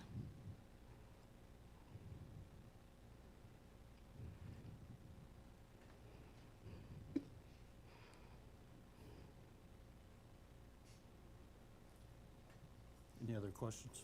I just have one for Jim. Hey, Jim, what were the number of officers we would have on duty that day? Did you say 4? We need 4. Is that to enough? cover. Yes, sir. That'll cover it. We'll need volunteers at some other spots, but there's those areas I marked on the map where we will need a sworn officer because of the requirements of the tasks they need to do. So You know, the way the world is today, I'm wondering about that, is Mm-hmm. you know, would we have some exposure if we only had 4 officers that, could we provide the coverage that we need? Do we have, you know, some additional available or on-site? Because the crazies are out there, and they find places like this to do stuff. So I'm just throwing that out as something to consider. It is something to consider. Things have changed in the last They few sure days. have, Yeah. yeah. Well, our full police force has a 2-minute response time. They're Best not all save the working that city. day, so. Pretty sure our citizens will take care of that. So if the parade, say we just have not a good sign up for the parade and everything else still goes forward, we would still probably need the police. Am I correct in that? So I mean, we wouldn't need them to block roads off, but we would assume people would still come out for bouncy house and foods and gathering, or no? I'm just trying to think, if we're not going to use the police officer or public works, is there a clause we can put in there that if it doesn't go forward, then the city isn't responsible for $3,810? And then the 2 weeks doesn't even matter. That was the intent of having the Yeah. review. So 2 weeks out, we would do a review. If the participation doesn't look like it warrants supporting a parade, determination we made to cancel the parade portion, which would relieve us of the cost, $3,800. Okay. But you'd still have the potential of the celebration portion in the church parking lot or church grounds. Correct. Yeah, and that wouldn't require city services. Okay. And I guess the only concern I had was because Dee Dee said something about like people wait till the last minute. They do. Like a week before. They do. And so if my concern is if we cancel everything 2 weeks out, but people were kind of thinking about it and just late to the clicker to sign up. Well, we always have a sign out, in sign out, usually about a week ahead of time. And I always allow latecomers to come in, because I'm just that type of person. But there's one thing but I do need to make sure everybody understands, is if we cancel the contribution of the city, I'd have to go back to the FORHA board. And in our mission, with our dues, your dues, because you're our members, that fund the money. And so we would not be having the whole city participate. And that was the whole goal of having a joint venture with y'all, is so we can have the entire city to do that. So, And so I guess I have a question, Jim, maybe this is for you or whoever. For an event like this, how far in advance do we schedule our police officers? Most of the police officers already have their schedule set for that day. What we would probably do is call for volunteers to work overtime that morning. And if we didn't get volunteers because vacations are coming up or ramping up for the 4th of July, then we would go out and seek contract employees. The public works staff, I can turn them on, turn them off pretty quick. Okay. And then the barricades, that would be a sunk cost because I have to have a lead time on ordering those. Okay, so the reason I ask that is, do we need the actual 2-week language? Can we just say, if the parade is canceled, because it sounds like it's not gonna matter if it's 2 days, 2 weeks, 2 months. It's not going to affect what we have to do as a city to schedule police officers or schedule maintenance people for our portion of this contract. So, and if it doesn't impact that, then can we just have a clause that says, if the parade doesn't go forward, for whatever reason, the city will not be responsible for $3,810. And not trigger a 2 weeks or 3 weeks or a 1 week or any kind of timeline if it's not gonna make a difference on our scheduling or our ability to provide those services. Right, so if the parade was canceled like 10 minutes before the parade, all that cost is sunk. We wouldn't recover that because those folks would be in place. If we canceled it a week or 2 weeks before, I'd probably I'd still have some sunk costs that weren't recovered, but it wouldn't be the whole thing. And so the further out we go, the more I can recover. I don't know if that makes sense. But don't you, I mean, you still have, let's just say you couldn't get volunteers, you gotta get a third-party police officer to come in, you need time, you need. Right, takes need time to lead put them on time. So contract. I kinda like the 2 weeks, I think the mayor's idea is a good one. Well, when do Planning. when do you start committing funds? When are we obligated? And if, well, I guess committed and obligated, so we're committing funds right now. But when are we Yeah, obligated to you're make those authorizing payments? the expenditures right now. Do you think? We'd probably start signing, just guessing, looking at my HR person, 6 weeks out, we'd probably start putting pen to paper on that. But, yeah, it's to Emily's point. I mean, if we set a 2-week window, we have some funds that we have to pay. I mean, Likely. and is that, Would that be different if we had a 1-week window? I haven't done that analysis because. Would those be the barricades that we would then just have? Yes. Or would they be completely just lost So money? the barricades are gonna get reused, for the Right. 4th So of once we July, purchase yeah. these barricades, Once we're gonna I have put them them in the delivered yard. early, yeah, they'll cost us a little bit. That's what the cost is for them. And that's the early cost that we have to go ahead and lock in. yeah, I'm okay with the 2 weeks, and it's, honestly, I think everything's gonna go fine. And so, it's really a subjective review at 2 weeks. Do we move forward? It would only be if it just showed that, to me, that you just really got no interest in doing the parade.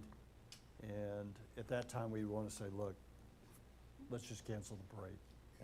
And it's a tricky equation too, because I mean, if you're familiar with signing up for the egg scramble, right? I mean, you can go in there a week before, find a spot, a couple days before, find a spot, but if you're there like the morning of, there's no way you're getting a wristband, You're gonna show up and they're just, sorry, we can't take any more here. So I understand what they're saying, that it is kind of crazy. You know, I don't know if you track your data historically, you know, where you can show us, it usually charts like this, and 2 weeks before it is charting like this, just like all of our other events chart. Maybe that might be helpful. I don't know. I have no idea. Oh, yeah, yeah. Yes, we do track our results, and normally it's a week before we get the big push to come in for the Easter egg scramble. That is about a week before. But there's something that I want to bring up. You have a liaison that's going to be working with us. My goal is to make sure the council is given an update at least once a month, if not more frequently. So that tells me where we are at the time when we start pushing it out to the residents. And I think that will give us a good clue on how many. When we did the first golf cart thing by Forha, I mean, that came up within like 3 weeks, we put it together. We had 33 residents for golf carts that came in. And people said, hey, why don't we do it again? Well, we tried it again, tell you the truth, but there was so much going on, we canceled it. And so this is why we're starting a lot earlier to ramp up the golf cart, because the ones that really came really were excited. And so I think I get the 2 weeks. I have not a problem with that. It's just that when we talk about it, we need to make sure that we look at all the parameters. And also one thing we have not discussed, if it rains, Gonna ask that. it's canceled. I mean, we'll try our best if it's like we talked about in a meeting. If it's light rain or something like that, we'll still carry on. But if it was like the downpour that we had on the 50th, we had to move inside the church, and there's no way we can move inside the church on this particular event. So it is canceled. So it's basically, I mean, we're out of money because we have to pay all those other things, and the city's out of money. And so I don't know whether you call that cost of doing business, but that's what unfortunately happens. But we'll do our best. A lot of it is going to be based on how many volunteers we get, and that's why I'll be going out to the citizens of everybody in Fair Oaks Ranch, all the HOAs, and we'll line out how many we need for each area, because we also need volunteers for the actual party afterwards. Because just because the parade is the parade, we're still going to have fun at the church. So we're still going to have a bouncy or two for the kids. We're going to have food trucks for people who want to come in, and we're going to judge the golf carts and possibly the cars that come in. And so it's going to be, you know, we've never done this before. Jim said he's helped with that. So I'm going to ask Jim for his expertise on how to run this, because I've never done one of these things before. And so if anybody out there that knows how to do a parade and to put it all together, we really would enjoy your expertise in this. But that's all I can say, is that I believe it'll be a fantastic thing. We've done it once before in 2018, but we did it down the Parkway. And that was a real big success then for the short time. This time it's going to be the whole city, which will be a really cool thing. So, but we definitely will keep you informed. So Jim, in the sample resolution that you provided, that we'd have a joint meeting no later than May 8th, and could we do that on no later than May 12th? Or, excuse me, no later than June 12th? Yes, we could do that. I mean, that's the 2 weeks prior. And is that okay with? Okay. And is everybody on council okay with that? And then we have additionally down here that to withdraw from the agreement upon written notice delivered no later than the close of business on, do we need that? I think by that time, we're mostly committed. I mean, I think if we get to that stage of it, knowing Farha's track record of pulling stuff off, and if we're good, we're good. We're gonna go forward. And we'll wear raincoats if it rains.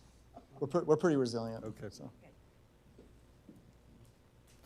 All right. So Mayor, are you saying, let me ask you a question. Are you saying that we're going to be obligated regardless, there's no out with your comment there?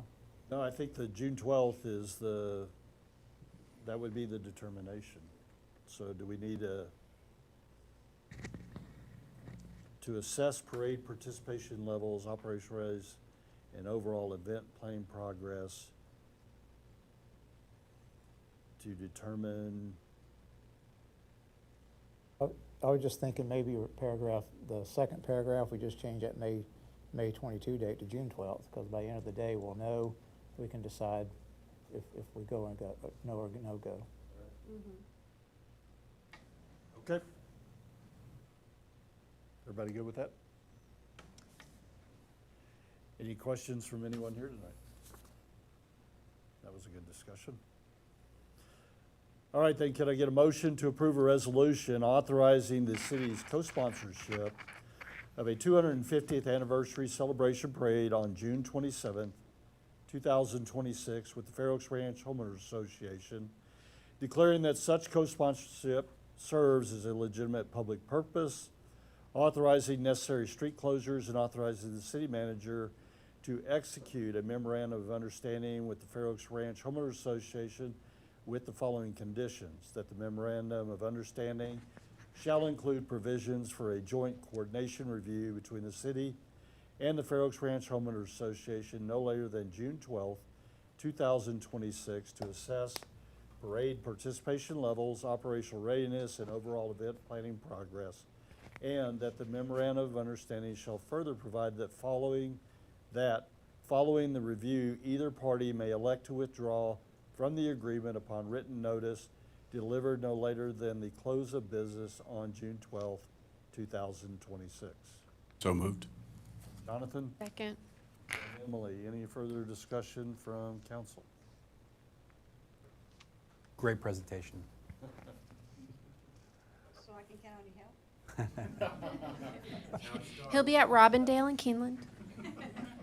No, really, I will need all your help, so plan that day. Notice Kristen snuck We out. wanted it on the 4th, but we did it on, so we can start off our great celebration for the 250th. All right, with the motion on the table, all in favor, please say aye. Aye. Any opposed? The motion is approved. Thanks, Dee Dee, and thanks, Jim.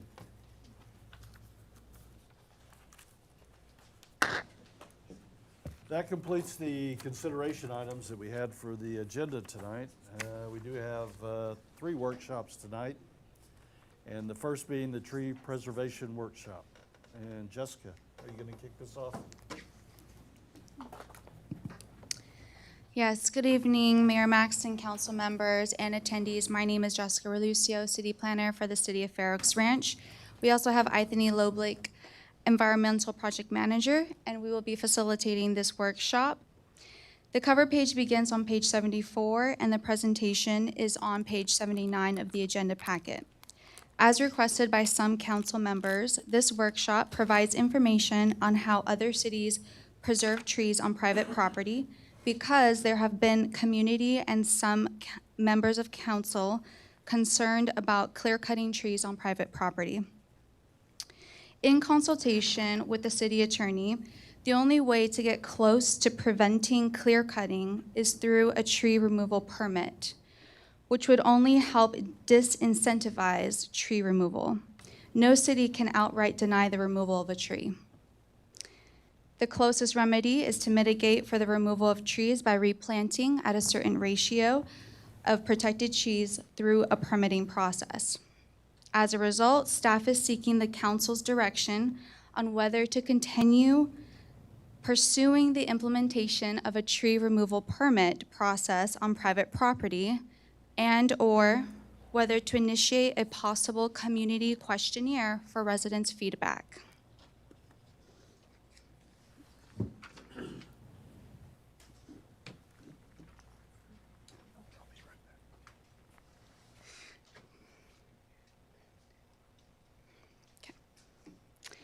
First, how did we get to this tree preservation workshop?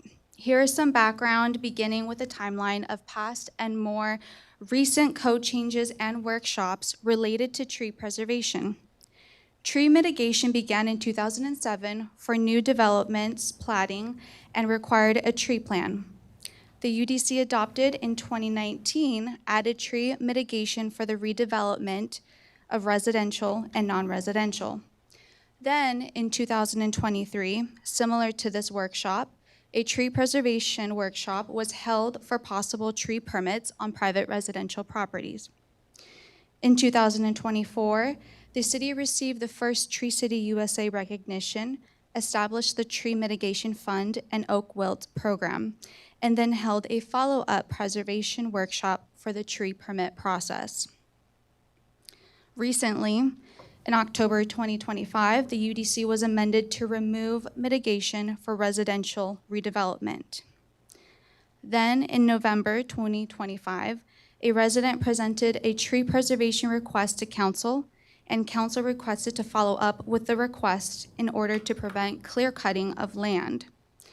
Similar to the tree preservation concerns raised at the November City Council meeting, community concerns we have heard, which go hand in hand, are provided in blue on the slide that state, number one, no limitation on existing residential properties and possible private clear cutting of land and the tracking of those trees.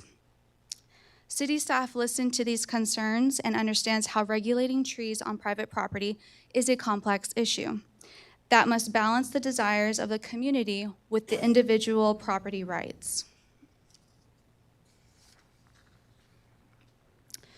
Referring to a guiding document that states the city's overall vision and principles, such as the comprehensive plan, can be helpful. Through community engagement, clear vision statements and findings were found, including the desire to preserve the rustic quality of life. And this, as the city builds out, incorporate greenery, trees, trails, open spaces to enjoy the natural splendor of the hill country.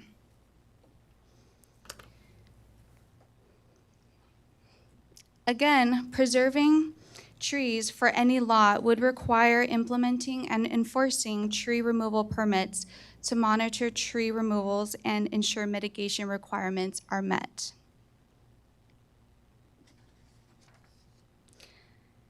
Next, to assist the City Council in determining whether a tree removal permit for private residential property should be implemented, staff analyzed regional cities' tree preservation regulations. This evaluation can help identify similarities or common regulatory approaches occurring. This table comparison is an overview of the type of tree applications and its applicability. For instance, the City of Fair Oaks Ranch requires a tree plan and mitigation for new subdivisions, not individual residential lots.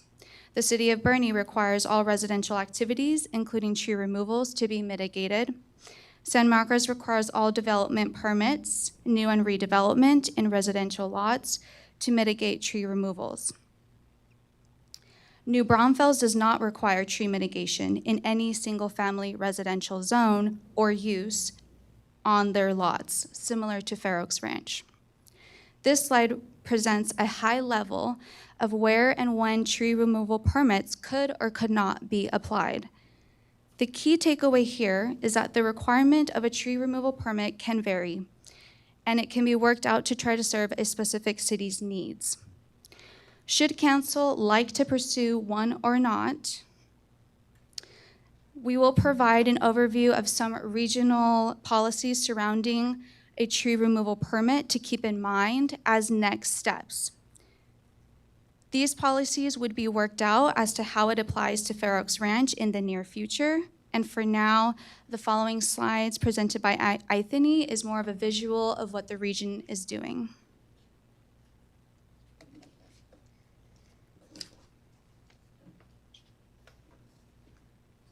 Thank you, Jessica. Good evening, Mayor Maxton, City Council members, and attendees. And as Jessica stated, I'm Anthony Loblick, the Environmental Program Manager for the city. On this slide, you can see the comparison of the tree preservation ordinances that we have decided to compare. We chose these cities because they either share similarity in size, their location, or their inclusion in the Tree City USA recognition program. All of the cities have an identified list of protected tree species, which is focused on Texas native species. Additionally, all 4 cities consider standard protected trees to be defined as 9 inches in diameter or larger, and heritage trees to be 24 inches in diameter or larger. Bernie has an additional classification for the size of trees as legacy trees, which are defined as between 12 inches and 23.9 inches when measured in diameter at breast height. All of these cities require some type of tree plan or permit process. However, it varies based on the dependency of the type of construction or the zone that the property is in. Fair Oaks Ranch only requires a tree plan for new commercial development or as part of the subdivision plat process. San Marcos and New Braunfels both require a tree plan and permit along with any development permits. The city of Bernie requires a tree permit for any type of construction with varying minimal mitigation requirements dependent on the type of zone and the size of the tree class. Mitigation requirements between the cities are varied, with each city having different mitigation ratios as well for removal and replacement, as well as fee in lieu costs. Fair Oaks Ranch has similar requirements to these other cities. However, our current code is limited, as I previously stated, to only commercial or new subdivision development.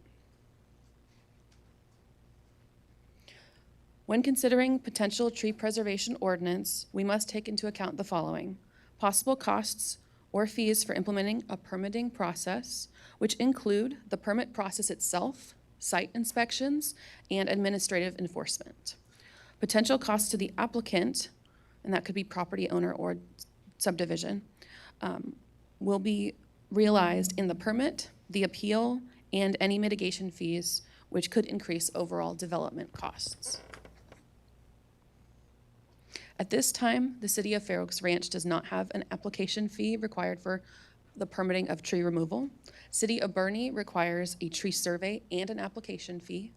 San Marcos does not have an application fee, but does require a survey and a report by a certified arborist.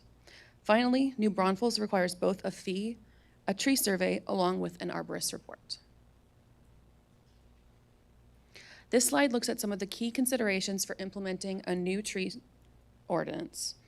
We will need to consider if the tree permits are wanted for all zones or particularly for some. Do we want to include existing homes and properties? Will we require additional documentation from certified arborists or tree surveys along with the permit? If we do require a permit for tree removal, should we then ask for mitigation in the form of either tree replanting or fees in lieu? And will the city council approval be required for the removal of any heritage trees, which is currently a requirement in our UDC?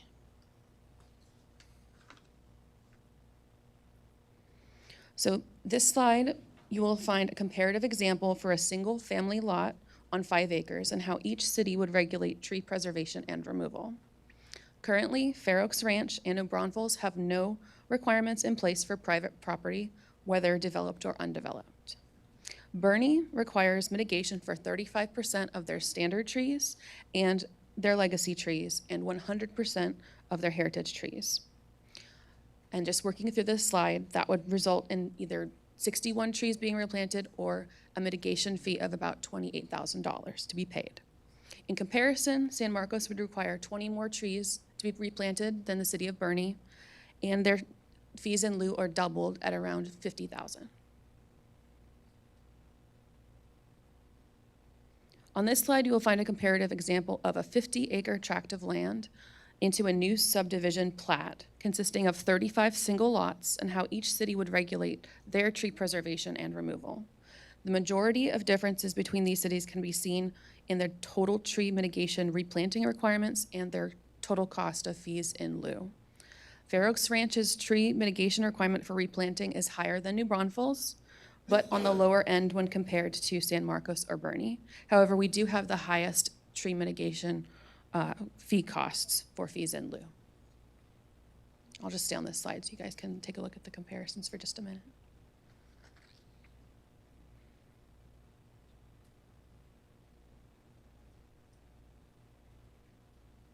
There are some other considerations to take into account. If a property has an agricultural or wildlife exemption, they are exempt from any tree, city ordinance, or permitting requirements. If a property is being farmed or ranched in the ordinary course of the agricultural exemption, then it would limit what the city can enforce under the current state laws. However, if a property is then developed, subdivided, or had their zone converted, a city's tree permitting process or ordinances will still apply regardless of their agricultural exemption status. Thank you, City Council members and attendees, and I will then turn this back over to Jessica to finish us out.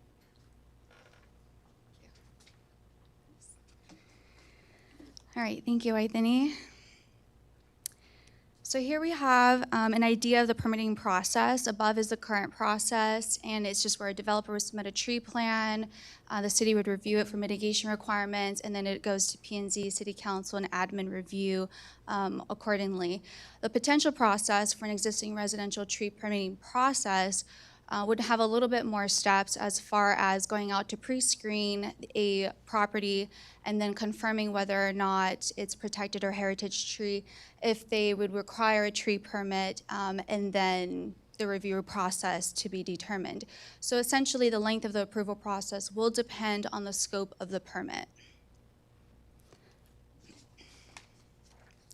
At this time in this workshop, we are reaching the next steps and decision-making on whether to proceed with the implementation of a tree removal permit process on private property. To help aid in this decision for implementing tree removal permits and how restrictive to make those permits, staff created a community questionnaire to engage the residents and receive feedback. This slide demonstrates the questionnaires introduction page, which portrays a brief background and purpose of the questionnaire.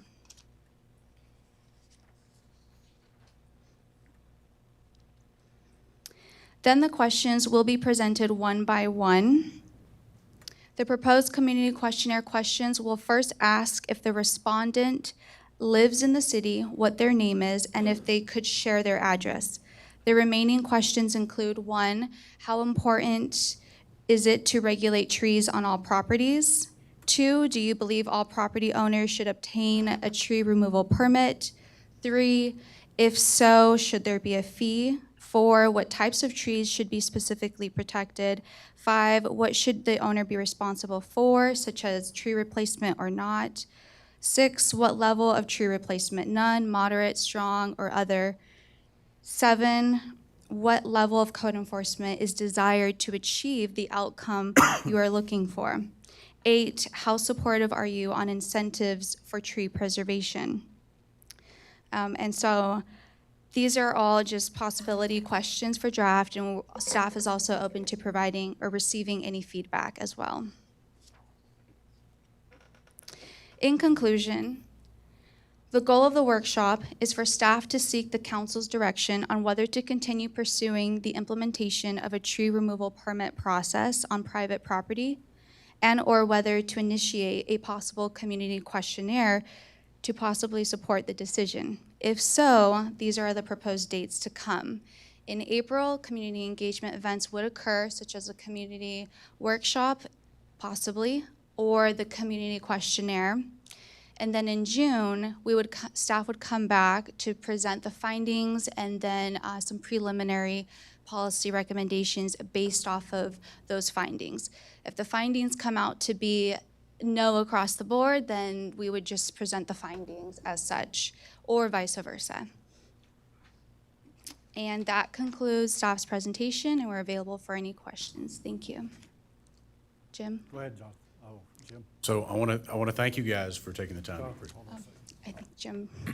So just a couple things to add. First off, I want to commend Ms. Loblich and Ms. Relucio. They've done a tremendous amount of work kind of figuring out what a regulatory framework would look like if that was something the city wanted to pursue. This is not easy work, so hats off to you two ladies. Thank you. I think the question that we've been discussing at in the city manager's level, and respectfully request the council to kind of tackle this first, is this something that the city wants to do? There's a lot of how-to that they just presented. It was kind of to get you thinking about what that would look like, but really the fundamental question is this something that the council wants to pursue? And I'll just leave you with that. So I want to thank you guys for putting on this presentation and putting the work in that goes to it. And I do want to say that I don't think there's it's not even up for debate that we are a strong property rights council. We have voted that way in the past, right? Like, somehow I feel like we have gotten off in the weeds, right? So my recollection of things, we're going through Post Oak and we're theoretically here, hey, what happens if I have a piece of property to sell Scott who wants to develop it, and Scott comes back to me and says, yeah, but there's too many trees. Right now we charge a lot for trees when you're working through development. And Scott can convince me to clear the trees for the roadways, the pads, everything, and then sell him the property, right? We identified that loophole last year. Then it came back again, just a few, last council or council before, about the platted trees. You know, hey, what happens to the trees? So we have questions, you know, and we understand that there might be something that could be done better. And then the P&Z meeting, Post Oak developer comes in, an engineer presents, hey, you guys know that if you put this road right here, you can save some trees. Have you thought about that? And lo and behold, the developer did move the road and save those trees. Then the question became, how can we open the conversation to have that with people that are considering removing trees? You know, if I'm looking at putting a tennis court or whatever, or building my house right here, you know, maybe somebody, where is the opportunity that somebody can come to me and say, hey, you know, you can actually do it better and save trees if you do it over here. And then I still have the option to go, no, I want those trees removed. I want to put my house right there. And then it's, okay, cool. Thanks for coming in and talking to us, you know. But somehow we've ended up, and I get that there was a request, you know, with some signatures on it that came in, but somehow we've injected the language clear cutting, which is above and beyond, you know, some of the most inflammatory language that I've seen. And I've seen some pretty inflammatory stuff in the past this year. It's just not going to be helpful to put that out to residents. You know, with that mentality, I think that you're going to get one of two responses when you talk about clear cutting. You're either going to get people that say, this is, you know, there's no merit to this and I care nothing about filling this out. Or the other hand, you're going to get people really thinking that their neighbors are going to clear cut their trees and they're going to overreact. You know, so I don't know how to go forward with this workshop. Keith, I know that Keith has some good ideas. Possibly, you know, the UDC and things. I would be curious to hear what he has to say. There's some loopholes that we have to close on the development side if we want to. You know, the workshop should be, should we try to do this? Should we try to work towards a permit? Or what other answers are there? And it's going to be a lot of hard questions, right? You know, it's not going to be easy. I know that we're going to need Matt's take on it for some of it too. But I just don't know if it's going to be helpful with what's presented here to have that conversation under this framework.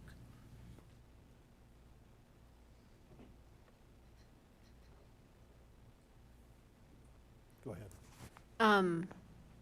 Other cities are doing it. I have been very vocal in the past about being in favor of something like this. I work a lot with staff on the oak wilt stuff and everything. I'm all about saving the trees.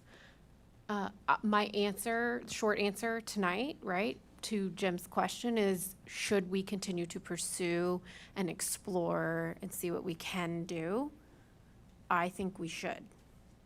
I think that there is, you guys have done a tremendous amount of work and you've done excellent work. And I think we should continue to see where we can go with this. Other cities have done it. Our neighbor has done it. I think that it's not impossible, and I think we owe it to our community and the beautification and the Tree City recognition to continue to pursue something like this. Maybe at the end of it, we get to a point where we're like, it doesn't fit for us. But maybe we do. And maybe it is not as difficult as maybe we might think it is. So my suggestion is, yes, I think we should continue to pursue this. I agree with Emily, and I know that, I think we talked about it at a prior meeting, and then it came up at Post Oak. And I think that, and I agree, it may not be something that we decide to do, but I think we do owe it to the community to sort of work through it to see if it's something that we can do. And then Matt, is there a potential legal issue? Because the opponents of this are going to say, my property, I can do what I want. You shouldn't restrict me. We have restrictions in the UDC, P&Z, and a lot of it applies to developers.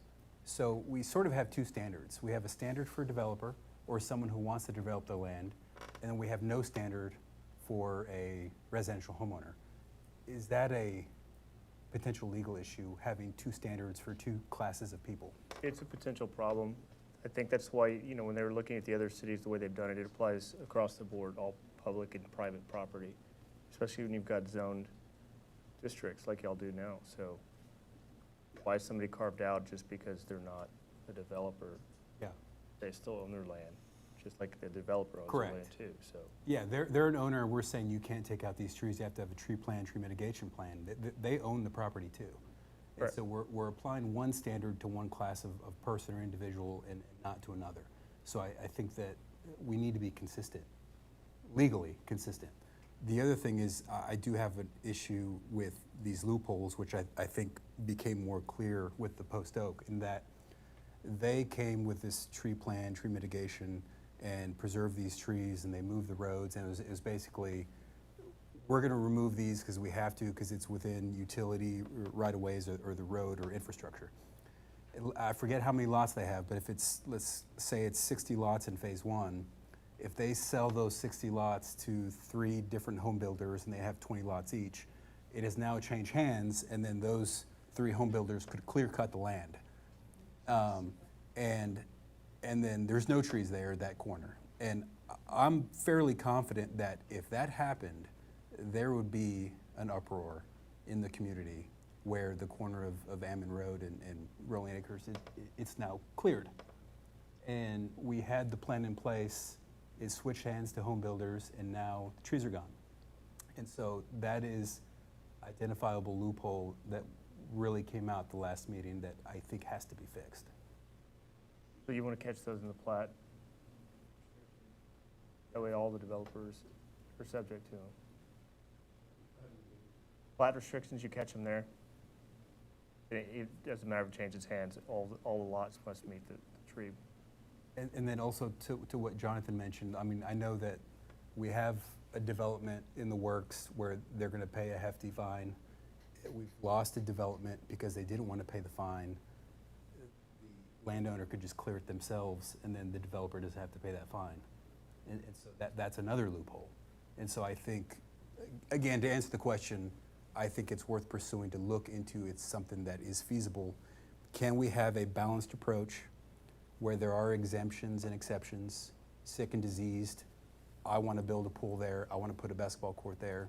It's too close to my house. I'm afraid of limbs falling or it falling on my house.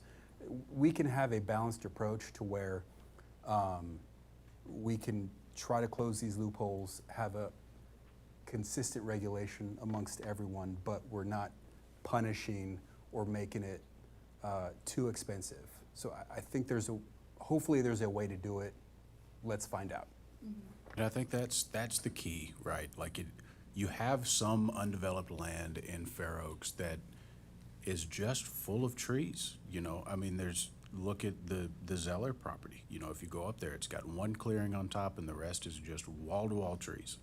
And if I were to go to some suburb or some outskirts of Dallas as a developer and look at tree policies like this, I mean, there would be no reason why I wouldn't go, hey man, absolutely, I'll work with you, but we need to figure out where these roads are gonna go first, rather than trying to go through the city. I mean, we're inviting that chaos by having the restrictions as they are now, right? Like the loophole's there and the incentive to use the loophole is there. I'm all about fixing loopholes. I don't have a problem with that. I am not about permitting, having an existing homeowner or landowner coming back in to get a permit.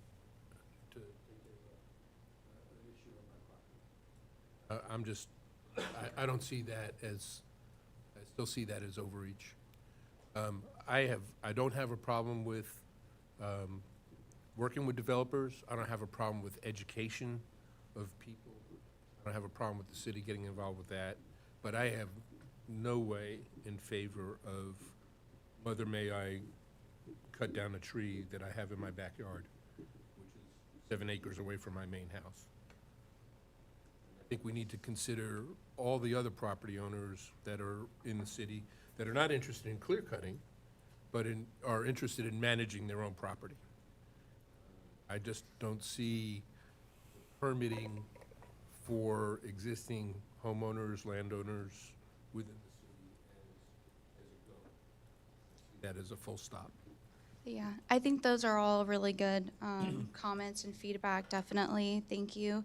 As far as fixing the loopholes and all of that, and what you were saying, Councilmember Parker, and not, and forbidding the landowner from coming in and being able to do what they want to and remove trees, that's something that we can look into in this process a little bit more, kind of similar to what other cities have, and they kind of have like standards of the types of construction. So if you just purchase your lot and now you want to build your home, maybe we can look at kind of like the square footage of a home or a new build. We'd have to work with city attorney's office and see what kind of limitations we can put on that, just to kind of see that middle ground and that loophole that you're saying, because we don't want to, you're saying you don't want to have the landowner completely scratch their plans, but you also want to be able to save some trees in some shape or form. And I think what Scott was talking to also is not necessarily just for somebody who purchases a lot, but say somebody who has lived here for many years and I have trees and I decide, you know what, I don't like that tree anymore. I'm gonna cut it down. What can we do to help preserve certain trees, maybe just heritage trees? Maybe it's just trees that are viewable from the street. Like, I don't know what all that looks like, but I think that's what we're talking about tonight. Should we explore that or shouldn't we? And I think we should. I need some clarification. I heard a comment, I can't remember if you guys said it or that somewhere in this chat, we could not prevent the homeowner from cutting down trees. Is that a state of Texas issue? Is that true, Matt? We can't prevent them from cutting down trees, even if we have an ordinance? No, not necessarily. So I guess I'm confused at what exactly you're asking. Currently, to address one of those points, if somebody buys a lot, they're subject to all of your UDC. They've got to plant trees and do whatever they have to do that the UDC already says. But we're talking strictly about the people who already own the current single-family residences that have all the trees on them, correct? No, not entirely, because the question came up last time, what happens after the lot is platted, right? Like what happens after the homeowner goes and buys the lot and decides that I want my house right here, and they can do whatever they want. They still have to come in for site plans, if I'm not mistaken. It's got to be designed and built in accordance with your standards. We have development permits required, however, there's no mitigation for trees as part of that So this process. is before they start. Correct. We have mitigation for the subdivision itself. You can prevent people, so getting back to your question, you can prevent cutting of trees. All these other cities do it. You have the authority to, but you can carve out exemptions at the same time, which is where y'all are right now. I think the loophole that I focused in on, I don't know if Jonathan or Scott said that, is that, as a developer has this property, like, it's undeveloped, it's ready for building a house, that they get the permit, they get their tree mitigation for the roads, the infrastructure and so forth, but at plat time, right, that's when the lot becomes, quote, owned by somebody, and so therefore, right now it doesn't apply, the UDC doesn't apply to a platted lot, if that's correct. Is that correct? It doesn't apply to a lot that's platted. Correct. Okay, correct. And is that right, Matt? Well, you've also got the problem of what if they don't have to plat? Well, let's just say they come in for the plats and the plats are approved. Okay. All right, and so the developer lays out 100 lots and he plats them all and he files it and we approve it. So at that point, does the UDC not apply to those individual lots? That's the question I have. Because that was the hole I saw in the discussion last time, that, once they plat everything, they could come and clear all those lots and just build whatever. Not that they're going to clear them, I think less we use that word, the better. I just said once they cut things, not clear. Remove Did I the say trees. clear? And scratch that. Reduce the canopy coverage. If they just could cut trees at random, how's that, Jonathan? Is that better? But the question I have was, well, that's kind of interesting because it seems like it's a little hole in the process, right? That they do the big stuff and then they could still do whatever they need to the individual lots. My thinking was, when the lot is platted until the first house is built and sold, the UDC would apply. And then after it's sold, it becomes, to Scott Parker's point, the homeowner has control, he has the right to his property. So I was only looking for that one hole in that process. I wasn't looking to require all existing residents, like anybody at this table who lives here, to have to put a permit to remove their trees. That wasn't my concern. My concern was between the developer and the platting specifically. So when you're gonna do a new home, you have to come in for a new home permit. Correct. So is it possible we could tie something of this to the new home permit? I would say the main thing to answer your question is get those plat restrictions whenever they come to plat, that they're gonna be subject to the design standards, right? So that'll address everything. They're subject to every ordinance because you can enforce platted restrictions. It would Okay. be a violation of your development code. But it could be platted by the developer, and then the developer could sell it to a group of home builders. They're still subject to the plat. That's a permanent dedication unless they get it amended or replatted. That's what y'all have approved, and it's subject to So whatever that's where we restrictions you can put tie on in? there. So we could add that as a plat restriction Yeah. in the final, preliminary or final plat. But you should include in all your plat restrictions, they're subject to whatever current ordinance is or at the time, without a doubt. And we don't do that now. Can I make a current clarification? Being East Manager of Engineering Services. So I think there was a little confusion with developer versus owner, correct? Well, if a property is unplatted, it's technically owned by owner. They can do cutting a tree, right? Correct. Not clear cutting. I didn't say Yeah. cutting. I avoided it. Random Yes. cutting. So if that property is unplatted, they want 50 acres. They want to come in, developer or property owner wants to come in and say, I have 50 acres, I want to subdivide to 12 separate lots. Okay, at that point then, to do that, they need certain improvements for that lot in order to accommodate for those 12 essential lots. That's where they are required to do the tree mitigation for those improvements. And along with utilities or any sort of grading. That's where they're required to do that mitigation, not necessarily for each individual lot.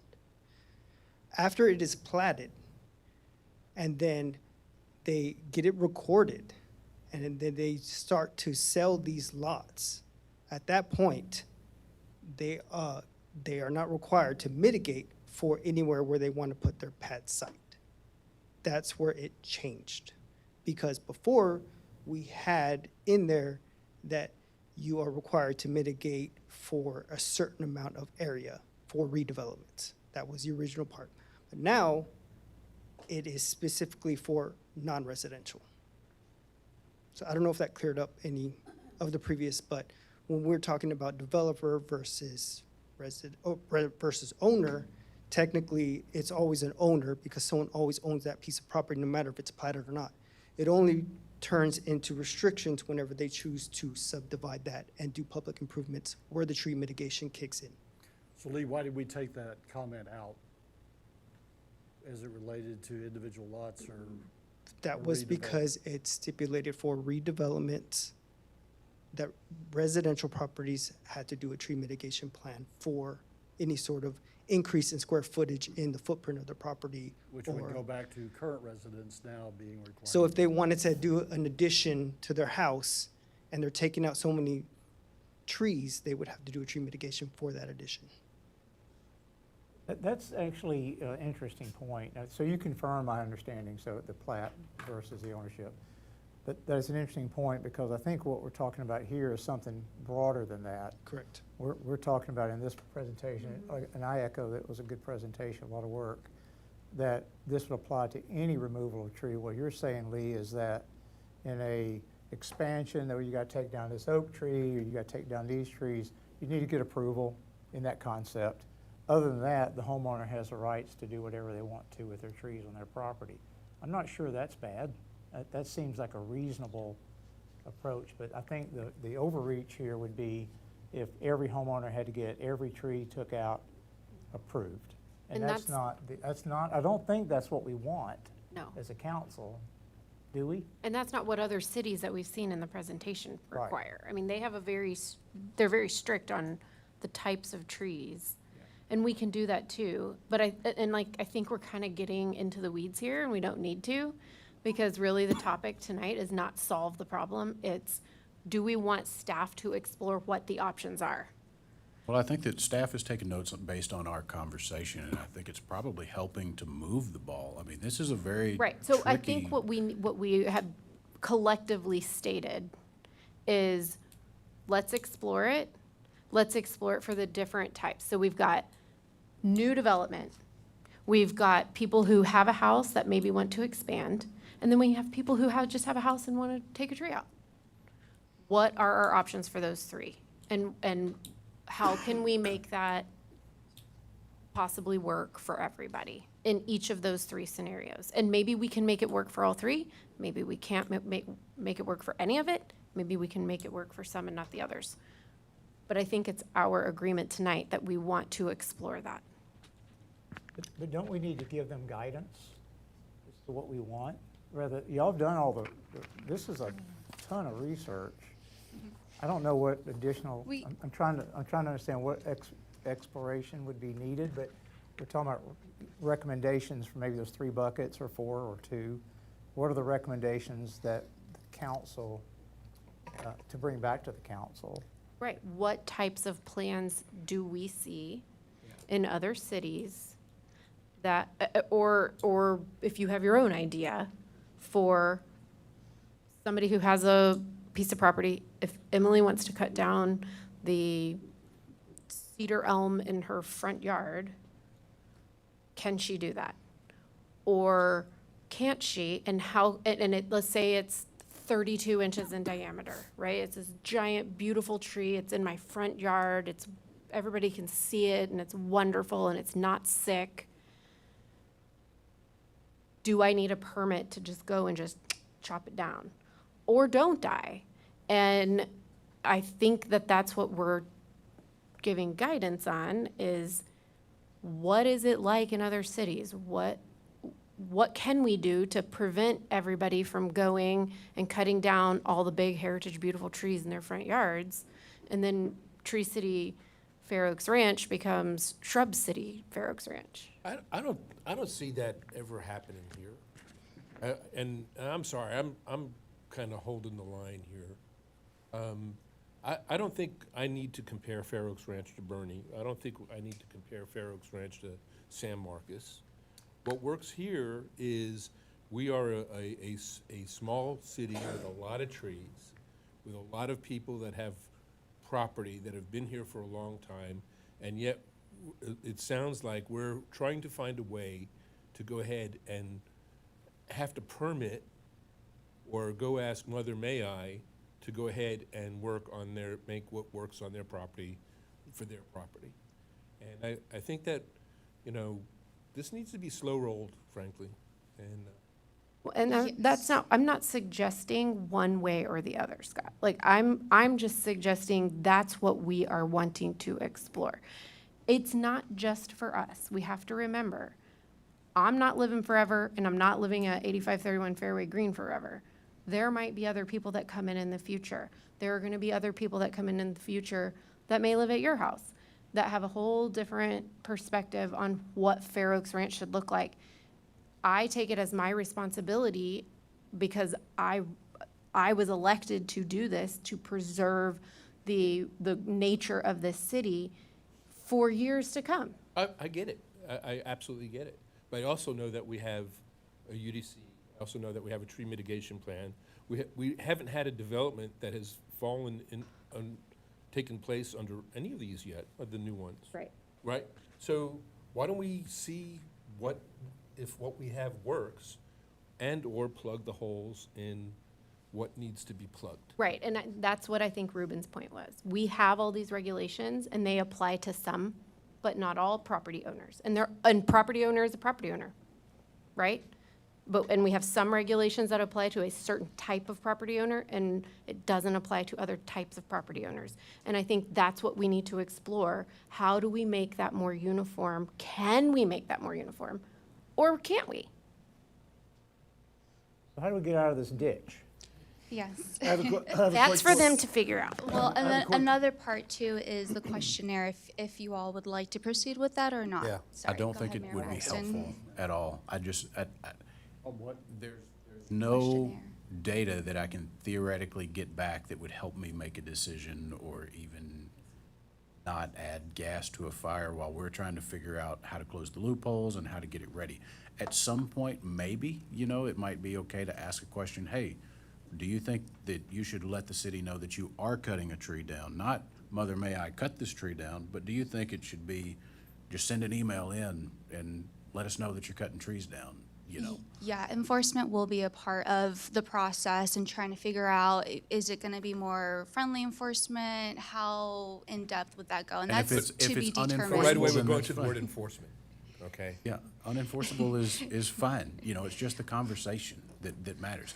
The guys that are doing the Post Oak development, it was just the conversation that mattered. It's nothing else. It wasn't threats, it wasn't money changing hands. It was just that, P and Z got to have that conversation with them and it changed. So how do we foster those conversations in the future, right? Like, that's what I want to see out of the workshop, as well as wrestling with the questions as we've presented, the loopholes that have been identified over the last year, and do we want to close them? How can we close them? And it seems like Matt's given us a little bit of guidance, and we've kind of given a little guidance of our own. So all in all, I think we've had a successful workshop, right? Like, we did give input, and we know where everybody stands. Yeah. Dale? I'm open to the conversation, and as Emily is talking about, let's find a use that makes sense where you can pretty much do what you want to do on your own property or have to pay permits to plant a tree. Bobby, just hold up a second. Bobby, Probably 1 second. just hold up. Go ahead. And it's okay to experiment, but to do some of the things that are thrown out, which are good ideas, get people thinking, but fair as possible and equal as possible to all current residents and all future residents to have input on what to do on their property, their private property. I have a question. So I'm a homeowner, I'm required to get a permit. I get my permit, can you tell me, no, I can't cut that tree down? What's the permit for? Not unless we have it in our UDC or anything, and it's a platted lot, you're just, So right now, you just own the area. right now, under current Yeah. conditions, I get a permit. Mhm. What is the permit for? Well, we don't have a permit right now. You have to get one from the HOA? That's another question. I'm saying right now, if we were to approve this and we're putting in a permit, what am I getting a permit for? So part of the permitting process would help us understand the size that you're having to replace for mitigation standards. If we then require, either you pay a fee in lieu, so we would have to know how many trees you're getting rid of, if they were native versus non-native, and we can have different If we requirements based decide Oh, on each all of of those. that. Hold a second. Right. This is my question. I'd like to get an answer. So the permit would But the cover bottom all of line those. is, you can't tell me no. No, at this time, no, not in our All you're code. gonna do is come back to me and tell me what the mitigation requirements are if I do cut this tree down. Correct. How many trees I have to plant or how much I have to pay? Well, so Well, and again, we don't have a permit on the tap now, so. saying if we yeah. were to If we were to do approve that, this, then yes, it would, I we want to would, understand what it is we're trying to do if we put this permit in place. so it would pay. Why are we doing a permit? The We're per- doing a permit so that you're aware that I'm cutting a tree down, and because of that, there's mitigation requirements to go through it. It's not to preserve the tree. Well, we would do the site inspection, and then we could tell you also the types of trees that you have, and then if we could get an arborist involved, and that if you have the requirement for the arborist, they could tell you, for example, if you have oak wilt, maybe don't plant oak wilt trees in the future, so then any trees that you do mitigate Yeah, or I'm replant. just worried about this tree in my yard that I want to cut down. And if we were to approve this, right now you're requiring a permit. Mhm. I come in with my permit, I want to cut this tree down. You can't tell me no. The only thing you can tell me is these are the mitigation requirements. Right, and then it So would, if I cut that tree down, this is what I have to do. right. Is that correct? Correct. And it would also be part of the enforcement aspect where we do give educational notices if they are cutting, like say, for example, outside of the right time of year to Yeah, cut. see, on individual properties where we have individual homeowners and they want to cut a tree down, I think, from my perspective, this is an overextension of government onto personal property, to cut one tree down on a, on a lot. I don't think it's enforceable. I don't know, I mean, how many people are gonna know that we actually had a permitting process and they're gonna come in and get a permit after they cut the tree down? They're not gonna know ahead of time, the majority of people. The majority of people won't, and I do get many questions almost every week asking if we do have a permitting process already established or if it's not allowed, because some of the HOAs actually do. And so when I work with them, when they have to get their oak wilt exemption or the oak tree exemption outside of peak oak wilt season, then they're asking if they need to do any additional requirements or mitigation. That's a question I get fairly common. Yeah, I think what we're trying to do is narrow down the scope. So for me right now, I don't know the purpose of why we're trying to limit the cutting of trees on your property. And how we can differentiate that from the other areas that people have identified. Me personally, I don't see any need to pursue a requirement, a permitting process for individual homeowners to cut down a tree on their property. You're here.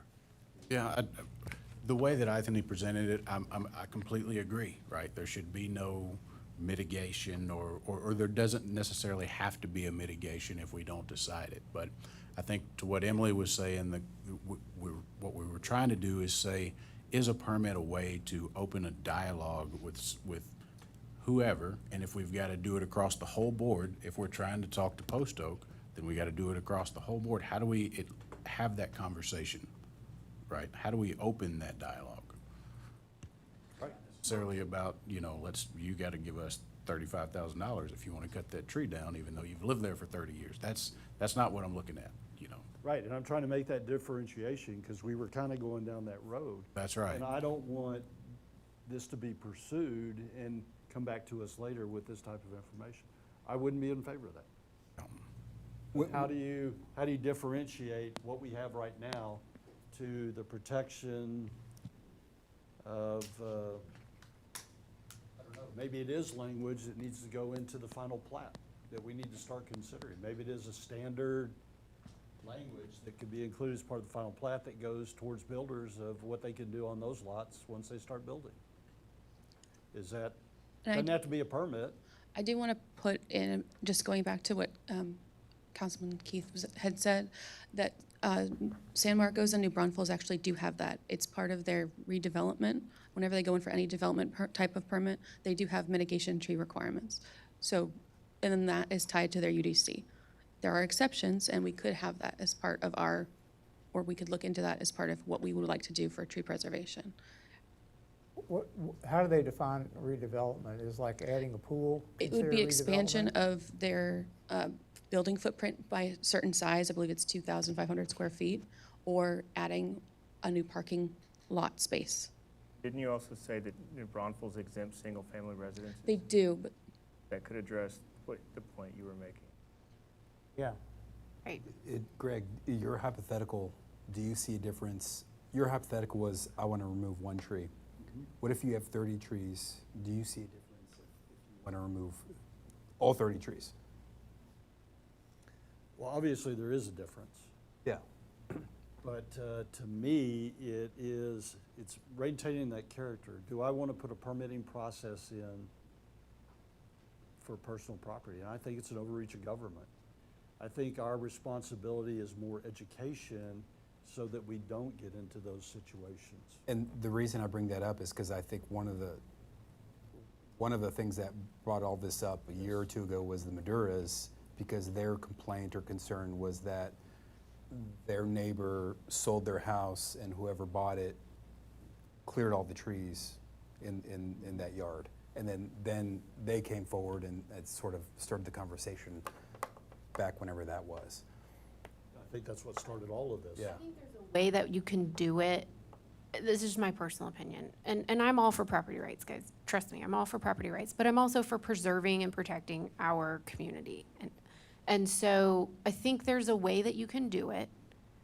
You don't, I mean, for a single family residential homeowner, you don't have to charge them 50 grand to cut down one tree or require them to, you know what I mean? Like, there's a way that you can do it. $200, okay, fine, here's your permit.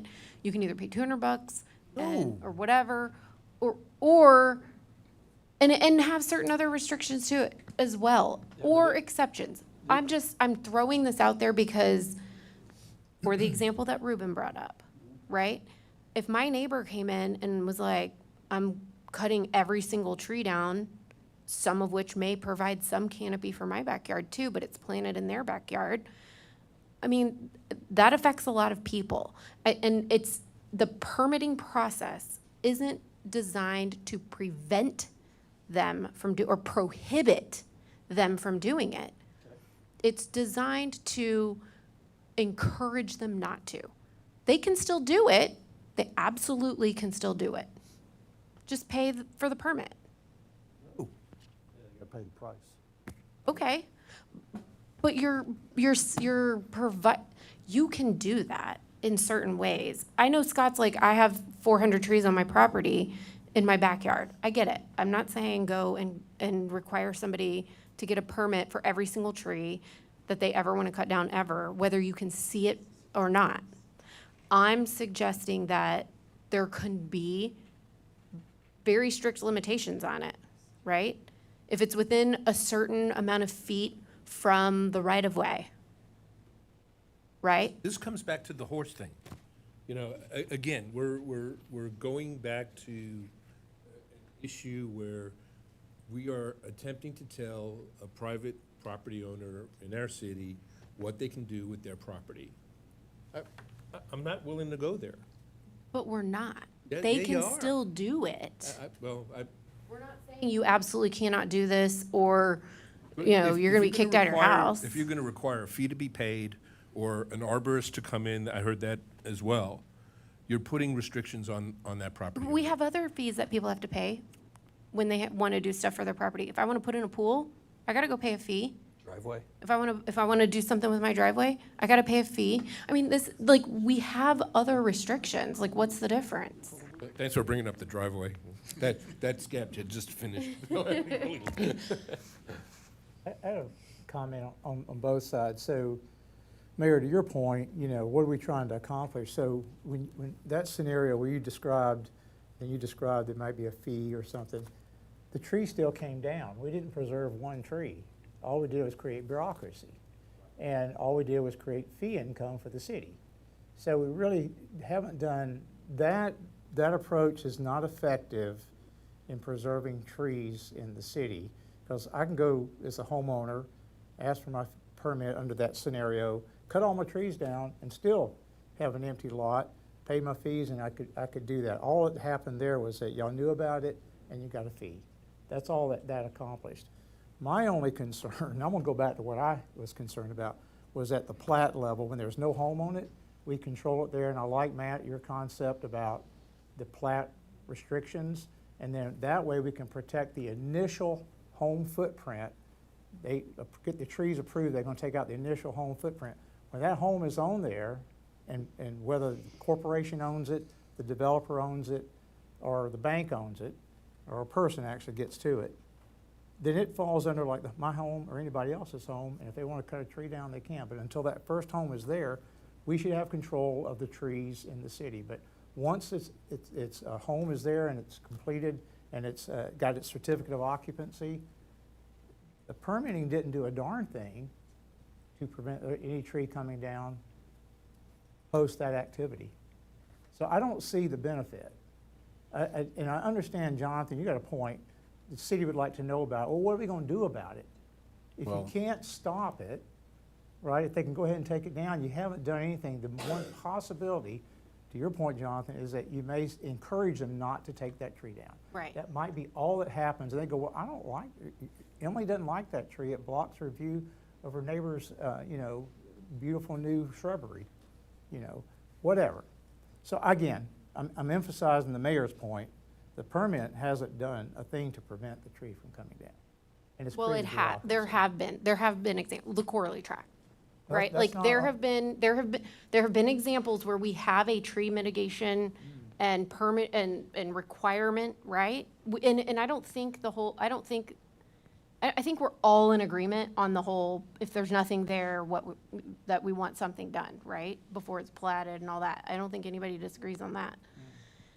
But we have specific instances where developments didn't happen because of our tree mitigation and preservation requirements. It would, in my opinion, we don't have the data on it, so we can't say right now whether a system like this would help prevent people from taking down other trees in their property. And the data we do have, it has worked. And it has, at least in the Post Oak situation, created a conversation. Maybe we can do this a little differently. Hey, how about instead of cutting down that big, beautiful heritage tree that's in your front yard 10 feet from the road, how about we do something different? Or, maybe it's pretty good tree. So I know we have some disagreements on the council, but I think there's enough people here that think we should at least let them explore. Let them see what they can come up with. What options can we come up with? Maybe they present it to us and we all fall in line with Scott. And we're like, you know what? These options just aren't good enough for us. And we don't approve it. Or maybe they're great. And maybe they find the perfect compromise. And we all end up getting behind it. I think we should let them explore it, at least let them explore it. So I got one comment. So you mentioned Corley. That was a different scenario than when I was talking about an individual homeowner. I understand that prevented that. I get it, and Right, I said, yeah. that I understand, and I said that we don't have the data on an individual Yeah. homeowner because we don't Right. have a policy, which is what we're trying to talk about. But the policies we do have for other scenarios has worked. So I think it's worth exploring.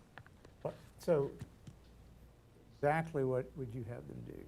What would you have these guys bring back to us? See if there's Recommendations? see if there's some kind of compromise. Explore what's out there. Maybe there's a policy out there that you guys find that's somewhere between what we're all thinking about that maybe we can all get behind. Or maybe there's not. Maybe you come back to us and you're like, well, this is all we got. So either you're for it or you're not. We vote on it.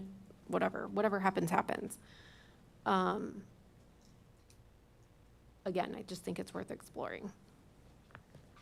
I would think that, yeah, and this is getting complicated, right? So to Keith's point about the mayor's point, right? No, it doesn't save the trees, but we now have data. What does save the trees? Conversations about the trees, right? You look at Post Oak, it's fresh, it's right there, you can't deny that. So how do we get to that point, right? Like, how do we get to the point where we can have the conversations? Like, if we go taxing on trees, I'm gonna fall in line with Scott. Like, if we're making landowners pay through the nose if they wanna cut a tree down, I understand there's some reservation if they want to cut all of them down, but realistically, I don't think that anybody moves to Fair Oaks Ranch and says, you know what I'm gonna do? I'm gonna cut down all my trees. I don't think that that's gonna happen. But what I think might happen is, you know, let's say I'm gonna build a basketball court and I've got it all figured out, and then maybe I'm just required to give the city notice, you know, a week ahead of time that I'm gonna be cutting trees down. Maybe it's not even a permit.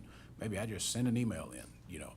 The city looks at that, maybe somebody calls me, hey, man, you know, I got your notice, thanks for sending that. What are you trying to do? Oh, well, you know, I'm building this pad for a court over here.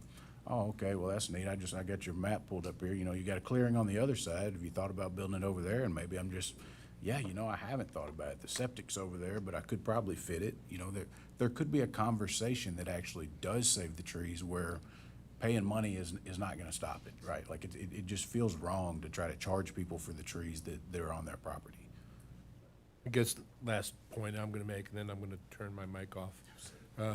The Post Oak was not under the UDC. That was under a bad development agreement from a long time ago, and we had a developer that was willing to work with us, okay?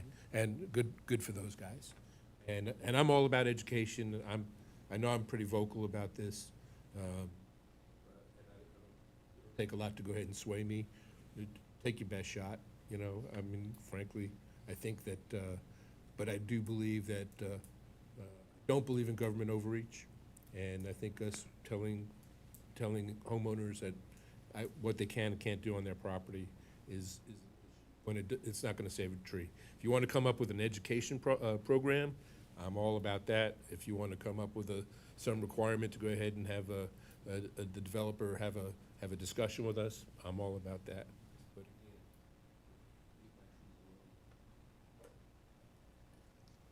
Jim?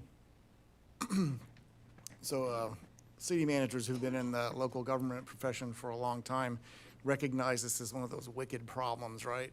And it's really a clash between values, and there's really no good solution for it. And usually what happens when these kind of things come up in communities is you just make incremental change on things, just one little idea at a time. You slowly start working it out. You never really solve them sometimes because the value propositions are in conflict.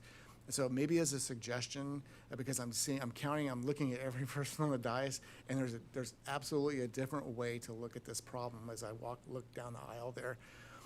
Maybe an idea, because we're going to talk this thing to death at some point. Maybe an idea is to pick one idea, maybe one council member to sponsor an idea, and we can put our staff to work on focusing on maybe that one idea, and then bounce that back to the council and see how that. I haven't heard anyone disagree with closing the loopholes that have been identified.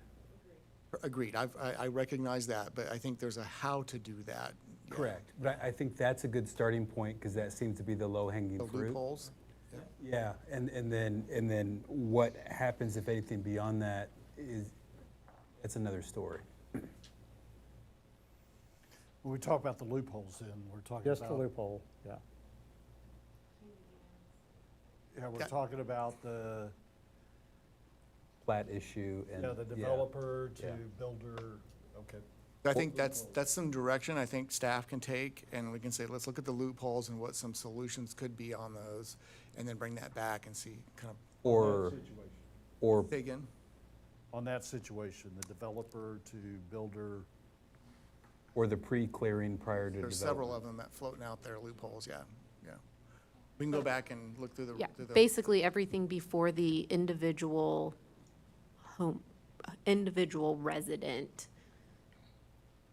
Is that what I'm hearing? Yep. Has it? Yeah. Yeah, would that work for guidance, for maybe to try to get something? Excellent idea. And Bobby, did you want to make a comment?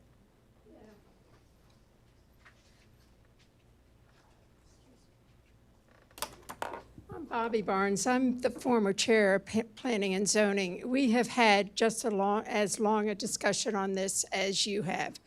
I do remember Mayor Maxton coming to us and telling us when we redid that we had to review the UDC in a different light. What is the problem, he said, and then we could address how to answer it. And I think that's really good advice to you all. What is the problem you're trying to address? And then address it from there. Because I've heard certain things, all kinds of things going on here, and, you know, what is the problem? Have we had a problem? One person maybe cleared their land out of how many homes? 10,000? Is that a problem? So address it from the big picture. What is the problem? And you may come to a conclusion then. Thanks, Bobby. So the guidance that we've discussed and given to Jim, everybody, so really two scenarios, the loophole, which was the developer to builder, and then the situation that Jonathan brought up, probably large lots of pre-clearing prior to development. Just maybe one more, just to maybe address some of the exceptions. Matt's points that he made. What I would, you can have to give them instruction to, okay, if you're gonna treat everybody equally across the board, what exemptions, because I heard of a lot of exceptions / exemptions that y'all each talked about, right? Have them do it that way, bring back those exemptions, and how would that framework work for the city? Applies equally to everybody, but there's gonna be carve-outs. You already have some now, but where are those compromises that y'all wanna make? My belief is if we give that guidance like that, then that just opens the parameter up to exactly what we have today, which really doesn't define it. I see that. So I looked at some other cities' ordinances. I looked at Lockhart's. We'll just give that as an example. Their trees are 72-inch diameter. Y'all have, I think, what, 14 or 28. It's a lot smaller. But if anything below that, they don't have to come in and get a permit. It only applies to those. So, I mean, there's other ways of approaching it on what y'all are trying to accomplish. You know, that's the way I would look at it, is because I heard a lot of dissension in different areas, but y'all do agree that y'all want to protect the trees.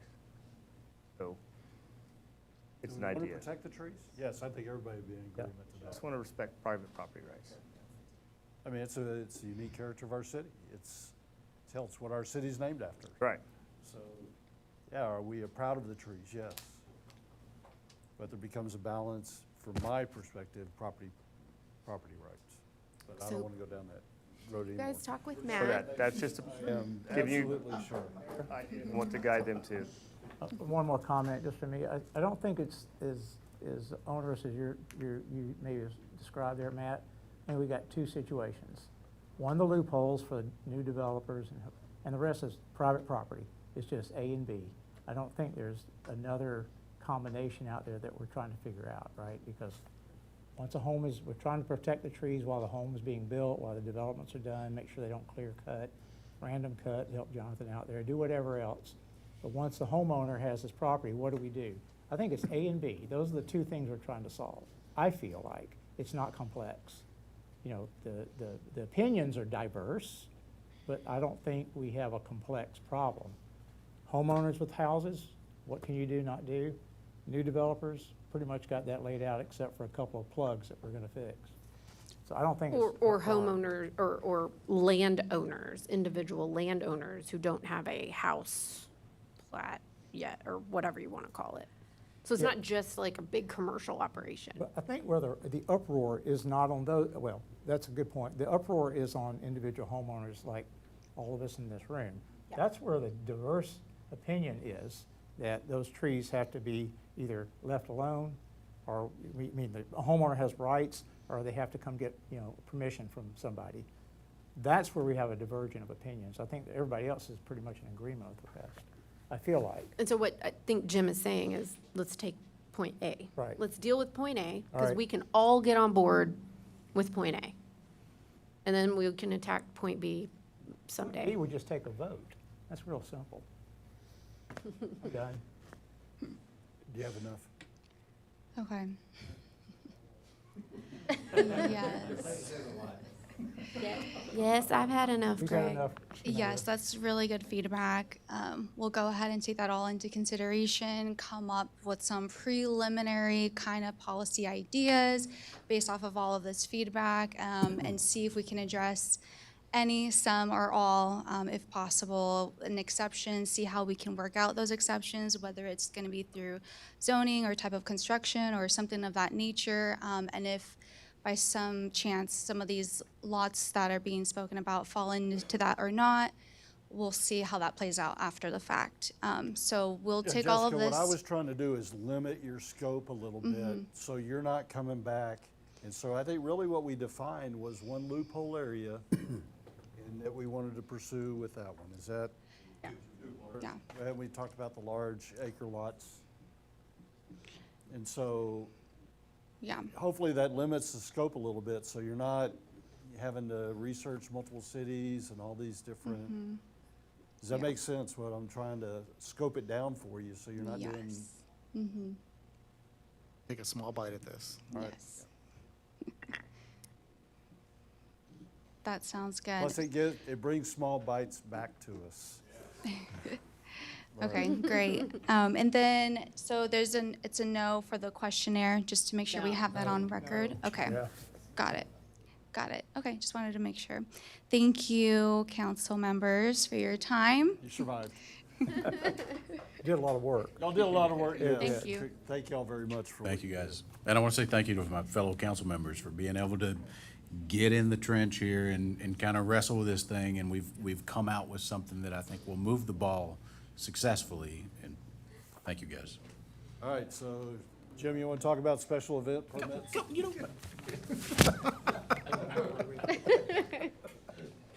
Can't get tree permits down, let's do special events.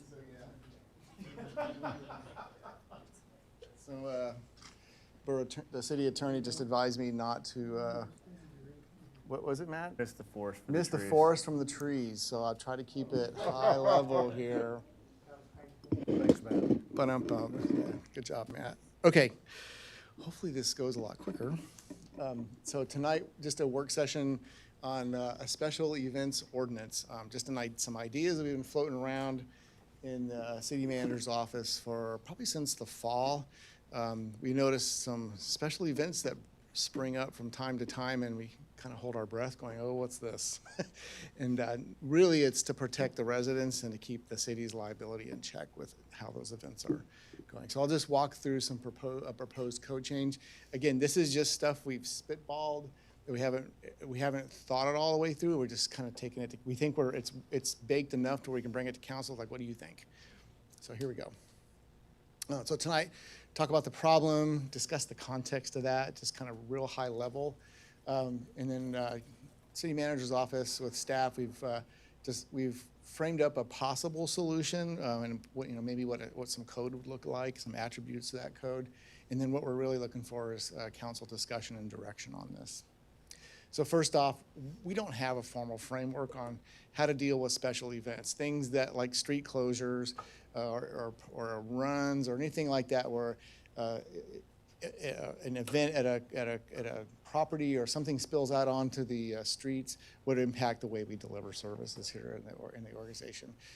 Some of these events are creating access issues, emergency response coordination challenges, liability risk issues, and what we're looking for, we really don't have real certainty on how to approach that from day to day.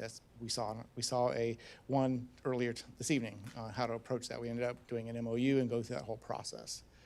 So what we're trying to do is like find a good balance. We acknowledge these community values of property rights, the good community spirits, all those the values we have in community, but we also recognize that we have to manage city risk at the same time. And what does that look like? So tonight, some questions that we have for the council is how should the city manage special events? Just kind of keep that in your hip pocket as I go through a proposed framework. And then at the end of that, what level of formality, flexibility, oversight, bureaucracy would best align to the city's values and priorities? So here we go. So real quick before I jump in, we would not be alone in having a special events permit process.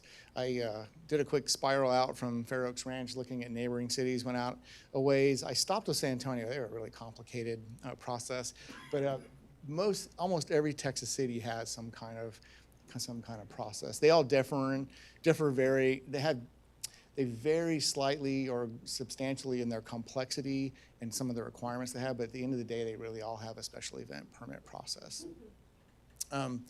So yeah, we wouldn't be an outlier if we were to adopt something like this.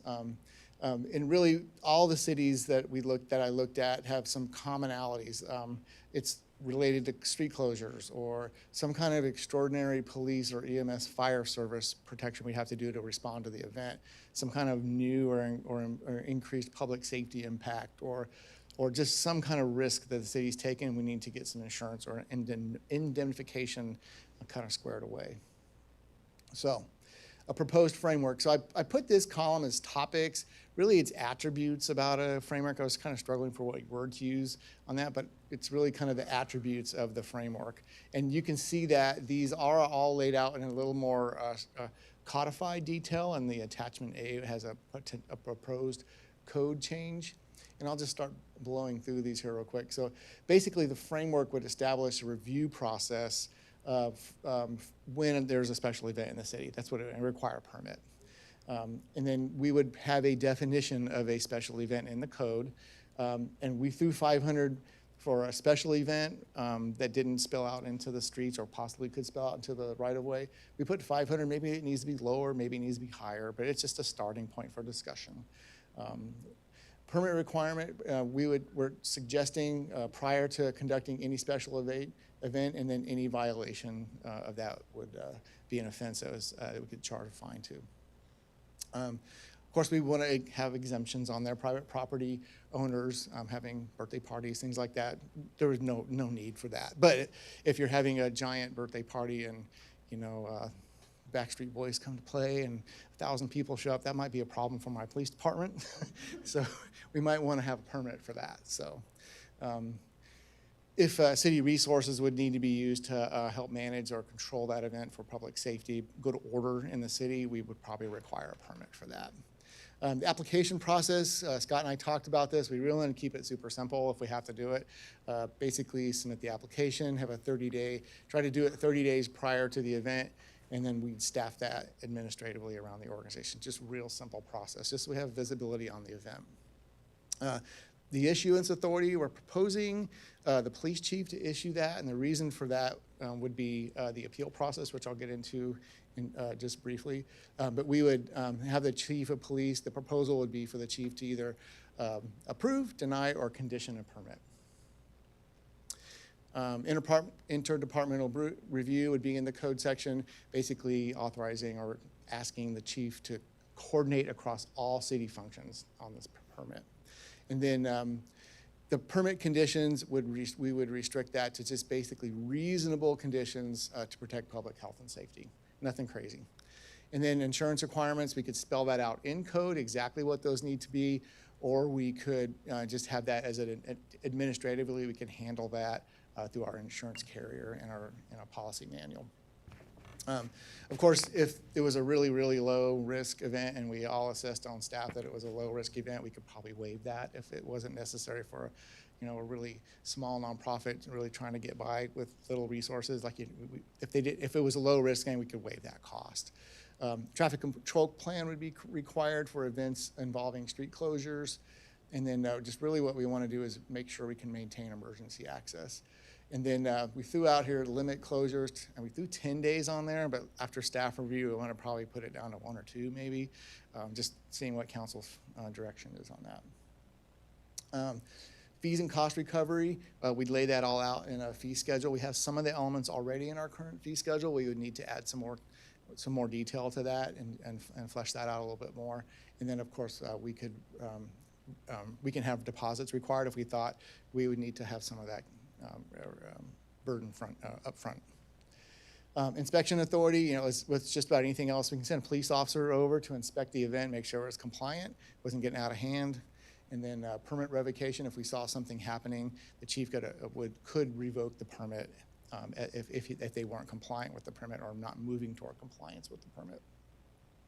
Appeal process, of course, we want to have an appeal. Some cities have the city council approve it, some have their economic development commissions approve that. We're thinking just keep it real simple, keep it an administrative appeal process, and just leave the city manager open in the approval, in the original approval. So if there is an appeal, we just kick it up to the city manager and get it taken care of pretty quick. One of the things we recommend, we saw in a couple of the other cities, they have an administrative procedures authority. A lot of them, there's a few of them that have this, but most of them have the council spells out step by step exactly how to do it in their code of ordinances. One of our suggestions is to keep it real simple and just have a permit manual. Just keep it real simple. And then, of course, the city manager could assign administrative duties with that, and then penalties would match state law for health and good order type of penalties up to $2,000 per day. That's the maximum allowable under state law. So the next steps, if the council so wishes, staff would draft a codification. Oh, we have a codification draft in the packet. If council was interested in pursuing this, we could come back probably after we get some of the details squared away, get through the 4th of July planning and things like that, come back in like May, early June with the first read ordinance for council to consider. And that concludes this my part of the work session. I'm happy to take questions. Yes, sir. I hate to ask it, but would this apply to BISD events?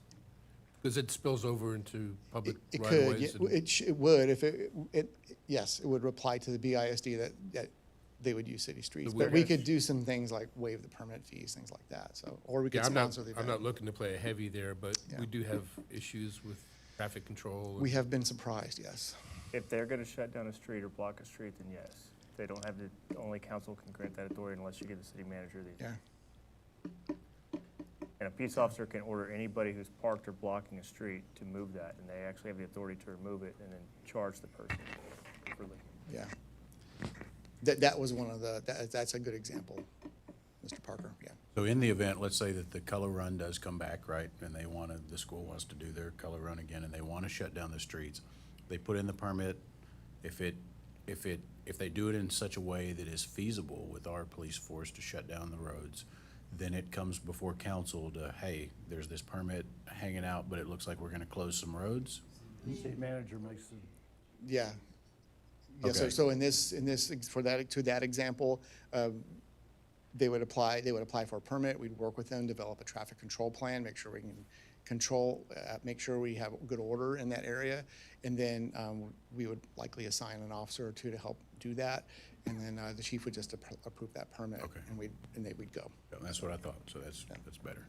Yeah, try to keep it real simple. Ruben. Enforcement, so if somebody just doesn't know about this process, if it's in place, or they don't care, and they put on a special event without a permit, is it that $2,000 a day, or is it enforced some other way? It's up to $2,000 a day. And I think, to your point, that's something we have talked about on staff, like, how do we make sure folks know about this? Well, we know who our routine folks are. We know, and we're not trying to be curmudgeons with this.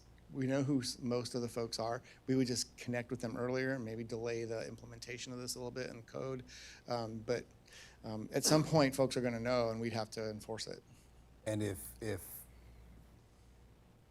city staff or PD comes upon an event that's not permitted, I mean, how does that, do they shut it down? They could shut it down, yeah. Mhm. So I think communication and education would be key. That is one of the big lifts in this project, yes. Yeah, so I think getting there, but going a little slower, not trying to do it real fast, but eventually getting there with folks not being surprised, that's a good goal.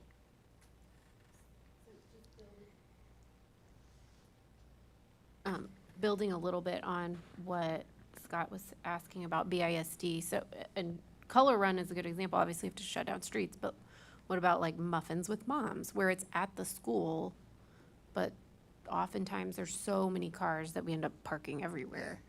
Yeah. Would that, I mean, I'm throwing it out there that there could be a bunch of school events, and I'm sure you'd work with the school on that, Yeah. but it's more than just events that would shut down streets, that they're gonna have more than 500 people. Right. Yeah, so one of the exception, and part of the detail in the exceptions in the code part example I provided was if it's already, the facility already has occupancy limits, it's within that, it's not a problem. It wouldn't require a Okay. permit, yeah. But like if you create a parking situation because you have so many people at your event, or you're thinking that's going to happen, or we suspect that's going to happen, and it's causing really issues where I can get emergency vehicles, EMS in there, and we think that's going to happen. We need to come up with a plan to mitigate that a little bit, and that's what that permit would do. It'd get the police department involved early in that. Yeah, and that was what I was gonna also mention is, I can appreciate the 500 people, but, I mean, I know I've had birthday parties at my house where I've had 50 or 60 people, and there's I mean, even with just that few, there's cars both sides of the streets, and it could, you know, with that few, it could create a traffic issue getting a fire truck through there or something like that, so I don't know what that magic number is, but. I mean, I'll look at Matt's. The transportation code is Transportation gonna, code. gonna control, right? You have to be able to get a fire truck through there, or an ambulance has to be able to get to the street. If they can't, the police department can tell them to move their car. Okay. They have the authority right now under state law. to No tell them. matter what our permitting, okay. Yeah, but then on Right. streets, the city doesn't have any ordinances on restricting on-street parking right now. So Right. that could be another, like a derivative of this we come back to later, say, hey, maybe these streets right here, you know, but going forward, at least we're putting it out there, like we need to have discussions with folks and get involved with the police department and maybe, you know, ask your guests to Right. park on one side of the street. Yeah, well, and I know, like, for example, there's a house on my street that does a Bible study once a week, and it creates a big traffic problem. And, you know, for people, because you can only fit one car. So if there's a car coming the other way and it's on a curve, you're kind of like, I guess I gotta back up. Yeah. So I can see where there might be a need for situations like that. Anyway, I'm not discouraging Bible study. I just, The First using Amendment. that as an example. Yeah. Yeah. Yeah, my suspicion is, and I'll just share this, as we were thinking this through, it's like, well, if we get this in place, my bet is we'll be back with some other thing that, like, we didn't think of, and like, oh, yeah, and so I think this is just the beginning, but we're trying not to be overly bureaucratic, but we're just trying to make sure those situations were like, hey, you're really blocking traffic, I don't think I can get an ambulance through here if we have a problem. Well, and I also don't want to make people having Bible study every week That's have to right. go and get a permit every week, so. Yeah. I'm in favor of moving forward. I think it is something that we do need a special permit for this. And one, it's just because there are incidents that happen across the city that need city services, and that we need to be able to get those ahead of time and be able to plan and prepare for them. I had a concern about, and I think it related to what Emily was saying, is your definition for special event. And, you know, you had 500, or for blocking a street, but, you know, we talk about the fun runs that they happen on the city streets, but they don't block the streets. And so it's just, you know, what is it? Is it utilizing city services, whatever it is? And I think that's probably the key piece, is identifying the definition, because that's what's gonna drive everybody to get the permit. You know, do I meet the definition or not?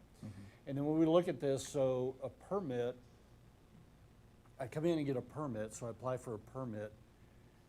Do I have to pay for the permit? Yes, there was a recommend in the code. I didn't put that in the attributes thing, so I apologize for that. But there is a small fee just to cover the staff time for that, and we could waive that fee too. We could create conditions to waive that. So what would be the fee for receiving the permit before? To get the to just apply for it, Right. to get a permit, I think it was $75 is what No, we. but why? Why, what's the cost to the city? The administrative burden to staff it and do the work just to get to a plan. Well, no, because any reimbursable cost, they have to be detailed out after that. And then, you know, if we have to go and get additional police presence, then as part of this, I forget what you put later on, they'd have to pay for that. Yeah. They could always hire their own private security for the event too. Yeah, they Right. could. As part of their traffic control plan, to Matt's point, they could hire their own security. Yeah, I and got Chief would that. sign off on that, yeah. The point being is that those additional costs, they're gonna have to pay to the city at a later time. So what? What's the 75 for? Right. Just administrative. administrative upfront cost to process the application, just to cover that. Okay. But you don't have any incremental cost. You have sunk cost. Your staff is there. Yeah. So you're really not, you don't have any cost. Process it. Just for You're not review hiring to make sure somebody they to have do all it. their documentation. Just traffic control plan, if they're gonna be using city property, you wanna make sure they indemnify the city, so if they damage the city streets or any other public property, they pay for that. That's typical whenever you're issuing a permit for that kind of thing, but just to make sure that they have all the paperwork and they submit it, that would be the cost. I think a small fee is fine. I was just trying to make a point. There is no cost to the city because you got the staff there already. I guess then my point getting to it was, I think a small fee, I don't know, that $75, $150, some of these are, yeah, I mean, they're small events, and it's just like the turkey trot. Yeah. It's just to get people together and have a good event, yet we're gonna require them to pay $150, $75 to even think about the event. Yeah, we can look at bumping that down, that administrative fee, yeah. Well, and they can waive it too. All right, but then you get in the, Subjective. Yep. just my thoughts. I agree with the mayor. I'd almost look at, like you said, you're gonna capture the cost eventually. Why have any cost up front? You know, as long as you've got your application. I mean, if you're just wanting somebody to go through the effort to bring you some money, I get it. But if you're gonna capture the, any cost that we incur on the back end, why charge anything up front? To me, the overall purpose of doing something like that, we have to protect the city. And so there's some legal issues related to that. But ultimately, we got to protect the residents of the city also. And so it's identifying all the measures that are related to that so we get the proper pieces out there so that we can provide those protections. So Yep. Yeah. to me, if you take it from that perspective, that should outline the requirements and we move forward. Yep. I Okay. agree with the process. Okay, so what we'll do is we'll start refining this a little bit more. If you have ideas, please communicate them directly to me or the city secretary's office about what, because this will be an agenda item coming out, so we don't want to create an OMA issue. But if you have ideas on the event, 500 people idea, just shoot those ideas to me, and then we'll talk about it. Like, what if Keith has a party to cut down his tree in his front yard? He didn't invite me? As long as the fee's $25, I'm okay. I would just say too, the most important thing too is that nobody has permission to shut down city streets without council approval. Yeah. Say that again, Matt? Nobody has permission to shut down a city street without council's approval. Yeah. That was my question earlier. Mm-hmm. And it was the chief of police. So we're Under that going to framework. transfer Under the this to framework. the. They can delegate that authority to do it. Okay, all Because right, all right, I'm clear on it now. traffic control, that Yeah. kind of thing, but nobody can shut down city property without council Yeah. permission. Which we've allowed the chief to make that call. Yeah. Well, they have authority to mitigate that, but going forward, that just needs to be Yeah. clear. Yep. Got all you need on this one? I believe so. We'll come back in May, early June, and we'll make another run at it. All right. So you want to just roll right into strategic plan update? Sure. Okay. Next item is the strategic plan update. It's item 13, page 119 in your packet. So the long and the short of it is we have covered a lot of ground. But tonight, I'll just give you a quick update on the schedule, where we're at in progress, just how we did on the engagement summary, what we learned, a sneak peek at what's coming into focus in the plan. It's not totally solidified yet. We got some work to do, but some themes are starting to develop. And then the next steps in the process, and then seeking council feedback and direction. But before I start, I took this slide. It was my last slide when I was thinking about this presentation, and staff convinced me to move it up to the front. And the reason for that is I'm going to throw some stuff at council, and I'd like you, if you could please, think about these three questions as I throw stuff out at you.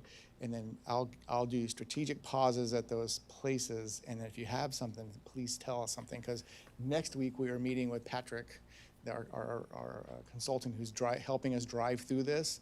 And we are going to take the feedback from council tonight and everything else we've done and roll to the next steps very quickly.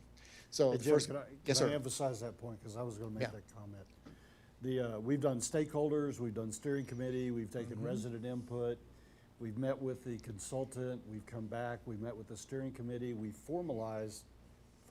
we put together what will be shown here. And this is really the opportunity for council to provide direction on what it is that you see as part of the strategic plan. So, we'll get it later. Yep. What I want you to realize is this is the opportunity. And so we'll meet with the consultant again. When we come back later, we're gonna be at the 90% solution.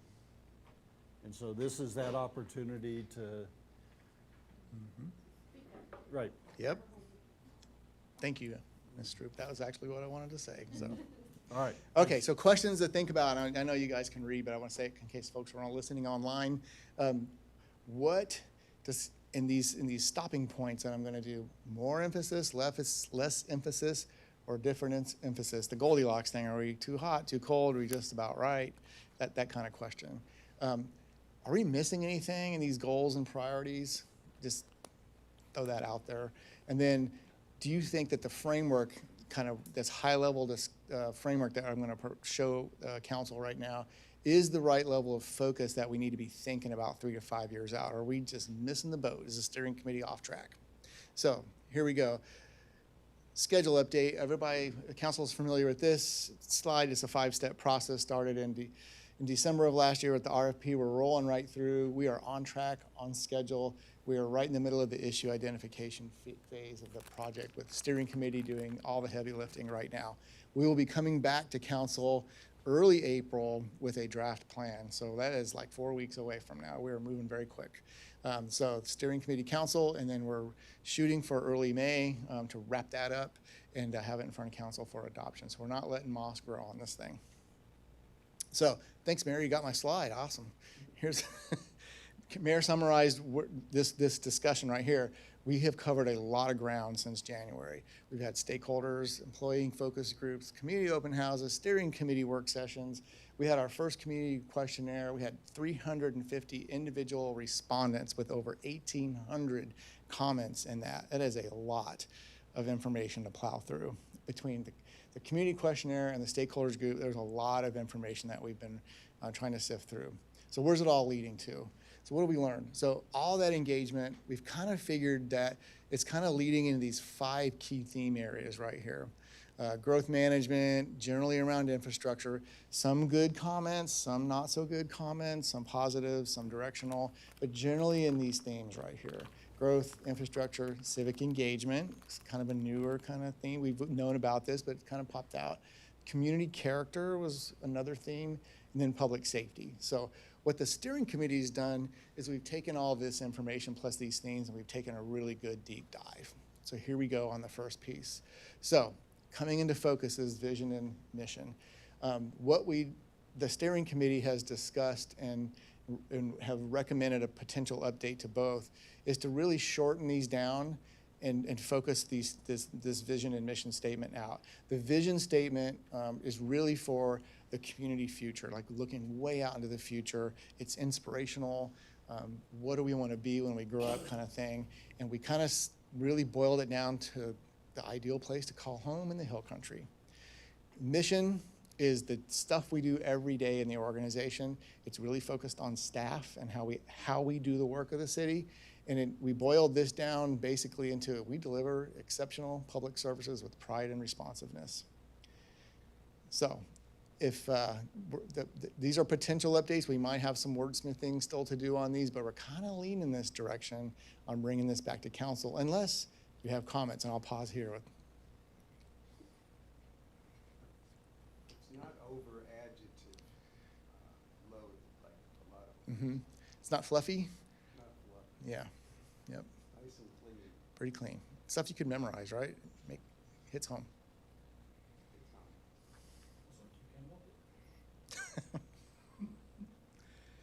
All right. Everybody else good? Yeah. All right, moving on to the next piece here.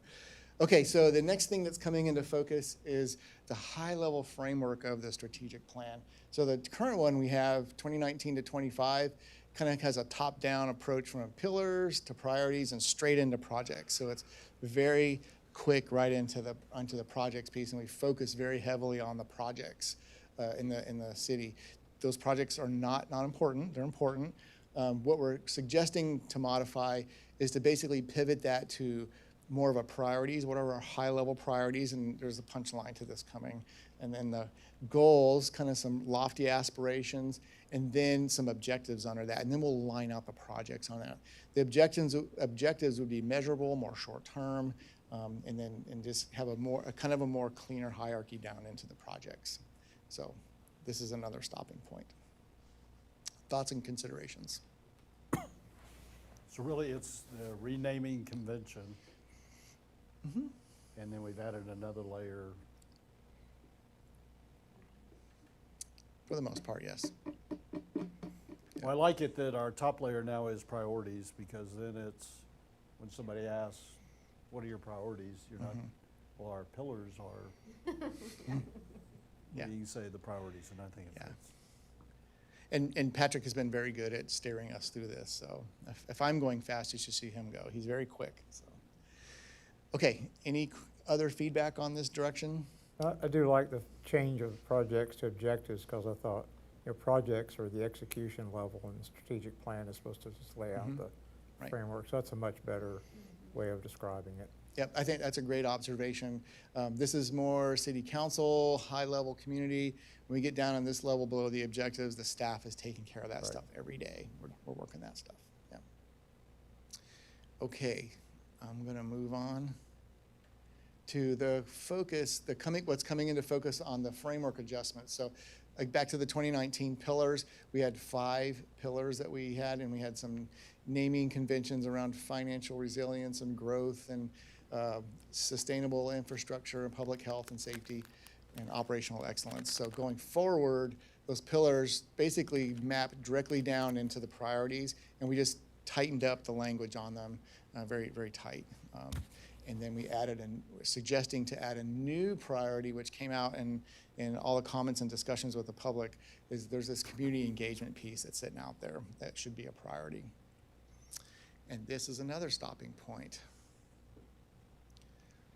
Questions? The community engagement was a big discussion area, whether we needed to add it or not. And even the group that took it on did make a strong recommendation to add it as an additional priority. Yep. It really just comes down to how much emphasis. Does it remain under operational excellence, or do we keep it as or I think even in some it was across all of the priorities. Yeah, you could put some community engagement and pepper that all into each one of these priorities, but really when you look at the totality of what we think we need to do from goals standpoint, and I'll show that here on the next set of slides, it probably could stand on its own and be just fine. Or do we need a, as a separate? And we did identify, so the community engagement was one of, it was my little pillar, right, that I was focus grouped with. And we did identify some things that we are competing for, like right now, we've probably talked about this already, but Nextdoor is now putting out little AI blurbs of how do you feel about the city, or if you go to San Antonio News now, under theirs, the AI will put out something, so it's driving community engagement a certain way. So we do now, this year, fresh this year, everybody has competitors in the community engagement space. Kind of why one of the main forces to why we felt it deserved its spot there, Yep. So I'm seeing some general agreement and maybe a little tiredness too. It's been a long night, so I'll move a little quicker here. Okay, so we just went through the developing priorities, and under the priorities, we're starting to kind of flesh out some developing goals. And these still need a little bit of wordsmithing, and I'll just briefly go through them. On the financial stewardship part, that sustainability of our finances that kept coming up as a goal to keep reaching towards. Risk management, and then our operational software around the financial side, is something we need to kind of shore up. They're longer-term kind of What do you mean by outcome. shore up? I mean, What's that again? what do you mean by shore up? I So mean, our financial system software right now, there's a lot of opportunities in it where we could streamline the amount of, we could automate a lot of the work we do if we could update our financial system. We'd also put our financial system in the cloud, make it more resilient from cyber attacks or just denial, just basically making it more available. There's so many opportunities that we could take advantage of and risks we could mitigate by putting some time and effort into our software system. Responsible growth management, that was a lively discussion at the steering committee meeting, but basically like commercial opportunities, what do we do with commercial? Municipal recreation amenities, the recreation thing came out a lot in the feedback. Economic development, what does that look like in the city? I know we have the MDD, but what does that look like? We still need to flesh these out a little bit more. Our plan documents, we put a lot of effort into our plan documents over the last several years, and they're very effective at keeping us on track. We really probably should think about keeping these updated and putting effort into keeping them updated. And then using state and federal grants, there's tons of opportunities for that out there that we could take advantage of. Reliable infrastructure, a lot of the stuff that we've discussed, there may be some combining opportunities here, but really what we're looking at is like, how do we keep our water resources reliable, continue with that. Water conservation, wastewater reliability, stormwater resilience, reliable roadways, and then looking at our facility infrastructure. Do we have the right footprint for that, for what the community needs and what staff needs to pull the services off that we have to do? Another stopping point before I go to the next three. Keith? I got just a couple of questions. On the first bucket, financial stewardship, the term develop risk management strategy kind of threw me off because I thought we already have existing risk management. We So have. what are we actually saying there, or what's the concept? So it's being more. This thing pointing.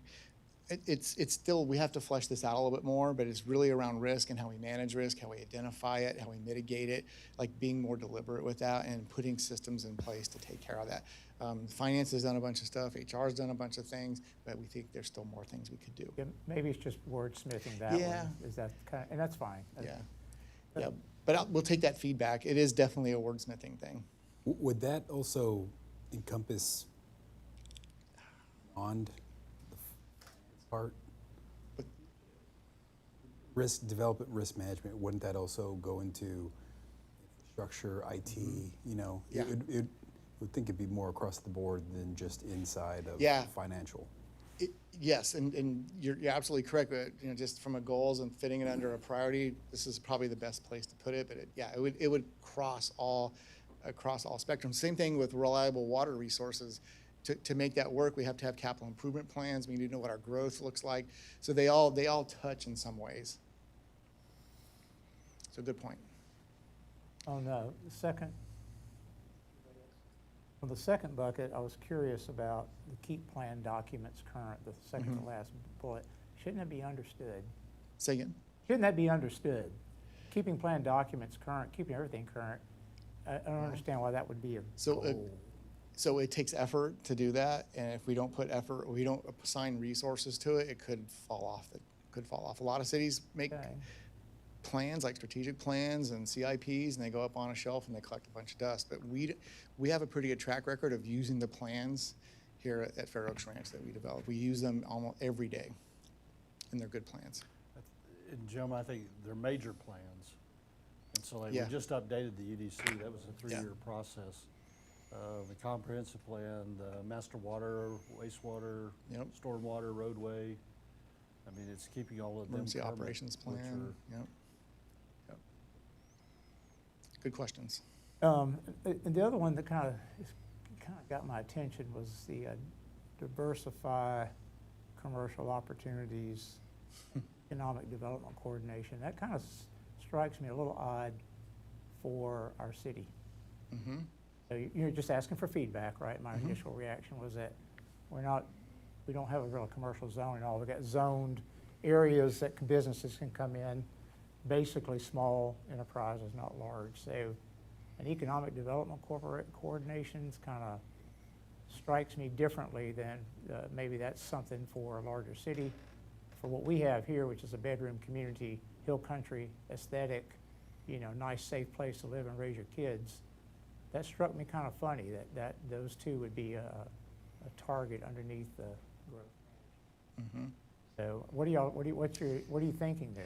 Yeah, so the genesis of that was in the comments and feedbacks plus the SWOT analysis that we did was like, hey, growth build-out's coming. Like, what is our property tax mix from commercial residential look like? And are we okay with that mix being the way it is, or do we want to try to diversify that a little bit? We only have so much more to grow out into. How do we want to approach that? And is that an economic development a coordination piece, or is it maybe a little economic development? What does that look like? I'm not saying these are going to be on here, but it's a discussion point right now. The commercial opportunities kind of goes in line with that. What does commercial look like as the last bits of Fair Oaks Ranch grow out? Is it small mom and pop little strip mall things, or is it a giant Amazon data warehouse or something? I don't know. I mean, what does that look like? And we're thinking probably small stuff is probably what the community wants, but maybe define that a little bit more. Yeah, I think maybe refining it, because when I read that, that strikes me as a big deal, not just a refinement, right, of smaller mom and pops. This was like, oh, we want some commercial property to lower our property taxes. That's not going to happen, not unless we annex a big chunk of land and bring in something like that. I mean, we're always going to be 90% residential, or maybe it's more. So I just didn't want their impression to come across that, hey, now the city's taking a turn. We're going away from this hill country aesthetic, and we're getting more like San Antonio. Yeah, That's my feedback. That's good. That's a good question. There's a lot of comments about how San Antonio is growing up around us. We're going to be just grown up around us. So, what does that look like in the long run? Yeah. Okay. Thanks. Yep. Any questions on the infrastructure piece? Some of it's very common to what we have right now, but maybe a couple little additions. And we'll continue to wordsmith this. Good? Good? Okay. All right, the last three, public safety, continuity of police services, one of our core services. What are we doing long-term with fire, EMS, emergency response plan? There's some opportunities to make that even stronger, continuity of operations plans, exercising, things like that, to just build that out a little bit more and make us more resilient. Community outreach and education, Chief and his team have been awesome with that. How do we make more of that and make it more effective? It's those kind of conversations. On the operational excellence side, it's basically how we run the city day to day. This one right here came out, it was this new, it came out in the SWOT analysis, and it was also something that came out in some of the feedback. It wasn't a predominant thing, but it was like, hey, there's a lot of stuff going on in Austin and the federal side, and we're not at the table. So if you're not at the table, guess what, right? You're not at the table. So what does that look like, and should we have this as a goal? Transparency, just how we deliver services, and trying to do that through digital access even more and more. That was kind of a goal that came out. Technology environment, our technology is changing all the time, or our IT infrastructure. Well, what does that really look like, and what is an optimized state of that? And we had the IT master plan. Everybody got the report on that. It didn't kind of go the way we wanted to, but we still got some good nuggets out of that. The high-performing culture in the organization, just kind of keeping that going, developing that out some more. And then safety and risk reduction, that came out as a strong one. We have safety risks in the organization with how we run our day-to-day operations, and they have reared their ugly heads at times. How do we make that a goal so we can do that as an organization way better? Community engagement, this is the new one that we talked about, and these bullets will probably get combined, but the general themes and goal themes underneath those are like the two-way engagement and feedback piece. What does that look like to improve digital engagement and accessibility? What does that look like? Trust through visibility and responsiveness, civic participation, resident awareness, and then creative marketing opportunities to get the city's message out there in just new and different ways. So we're probably going to, like I said, we're probably going to spend some time and combine these up a little bit, but that's the gist of kind of where that's going. Another stopping point. Yes, ma'am. On the community engagement part, I would maybe think about adding one that says something to the effect of exploring ways that you can partner with other HOA, HOAs for different community engagement opportunities, Okay. or the school, or, whatever. Maybe just explore partnership opportunities. Okay, that's good feedback. Yeah, one other thought on the, you've got technology listed here, and you also got it listed under financial. It seems like the one that, with the previous slide, modernized cities operational software would fall under this operational excellence. Yeah. I don't know if it should be in two places. It should probably be in one. It's kind of like your other risk management crosses all things, but you should probably. That was a test for What's- Mr. Roden, so. What's that? Yeah, we picked up on that. It appeared in Did- two places. We wondered if Mr. Roden would notice that, so. Is this like making it just off a penny so I'd look for it? No, Okay, no. okay. No, after we pulled it all together, like, yeah, it shows up in two places. Oh, but it's already out there. Well, like I said, we got some wordsmithing still to do. Sure. But yeah, it does kind of the same thing in two Kinda places. fits. We'll put it in one bucket. Yeah, Okay, yeah. Good catch. the test. It was a test. Any other comments on this section right here? Okay, I'm gonna move on. Okay, so the next steps, we're gonna move quick. So the second community questionnaire, I'll go through those questions real quick and the why behind them in just a second here, but let me go through this part first. March 6th to 20th, so we're gonna do a quick turn. The steering committee is gonna meet the 11th and 12th, and then we'll take the work from this and the second community questionnaire, roll it up and bring back hopefully a written draft plan to you, to the council on the second for a first look. And then after the council sees that plan, one more bullet point underneath here is we'll probably do a third questionnaire and say, hey, this is the draft plan. Did we get it right? Did we hear you to the community? So that's a lot to do in the next 30 days. Okay, the second community questionnaire. The first one, we had a lot of response to it. We had a lot of comments, but we learned some things. One of the things we learned that if we put too many dang questions on the survey, people stop at a certain point in the survey and stop, they just exit out of it. So really, I want to hear what folks have to say all the way through it. And so we thought maybe if we structured it down to 3 questions, maybe we have a better response and a completion time. But really what we're trying to do on the second survey is just get a confirmation from the residents that we heard, that they felt heard. So the 3 questions that we came up with was, do the priorities that we're going to present in the engagement page from what you guys got tonight reflect what is most important to you, why or why not? It's very open-ended. It'll give us some really good feedback. Second question that we have is this what our focus should be over the next 5 years? Okay? And then what is the most important issue or idea you feel is missing, or we need to put more emphasis or attention on? If we can get good feedback on that, that'll help us shape the development and drafting of the final plan. Well, the first look at the draft plan, sorry, not the final plan. We're not there yet. So any comments on these questions? Do you feel like staff is asking the right questions? Is this, you think the community would respond to this? Jonathan, Mr. Swart? So just for clarity, whenever I go to take this survey, will I be presented with these 2 pages and then Yes. these questions? So You'll get the priorities right here. You'll get that. okay. Yeah. And then I'll get this page and then these 2 pages. Right. After we wordsmith them or as they are right now? No, just these right here.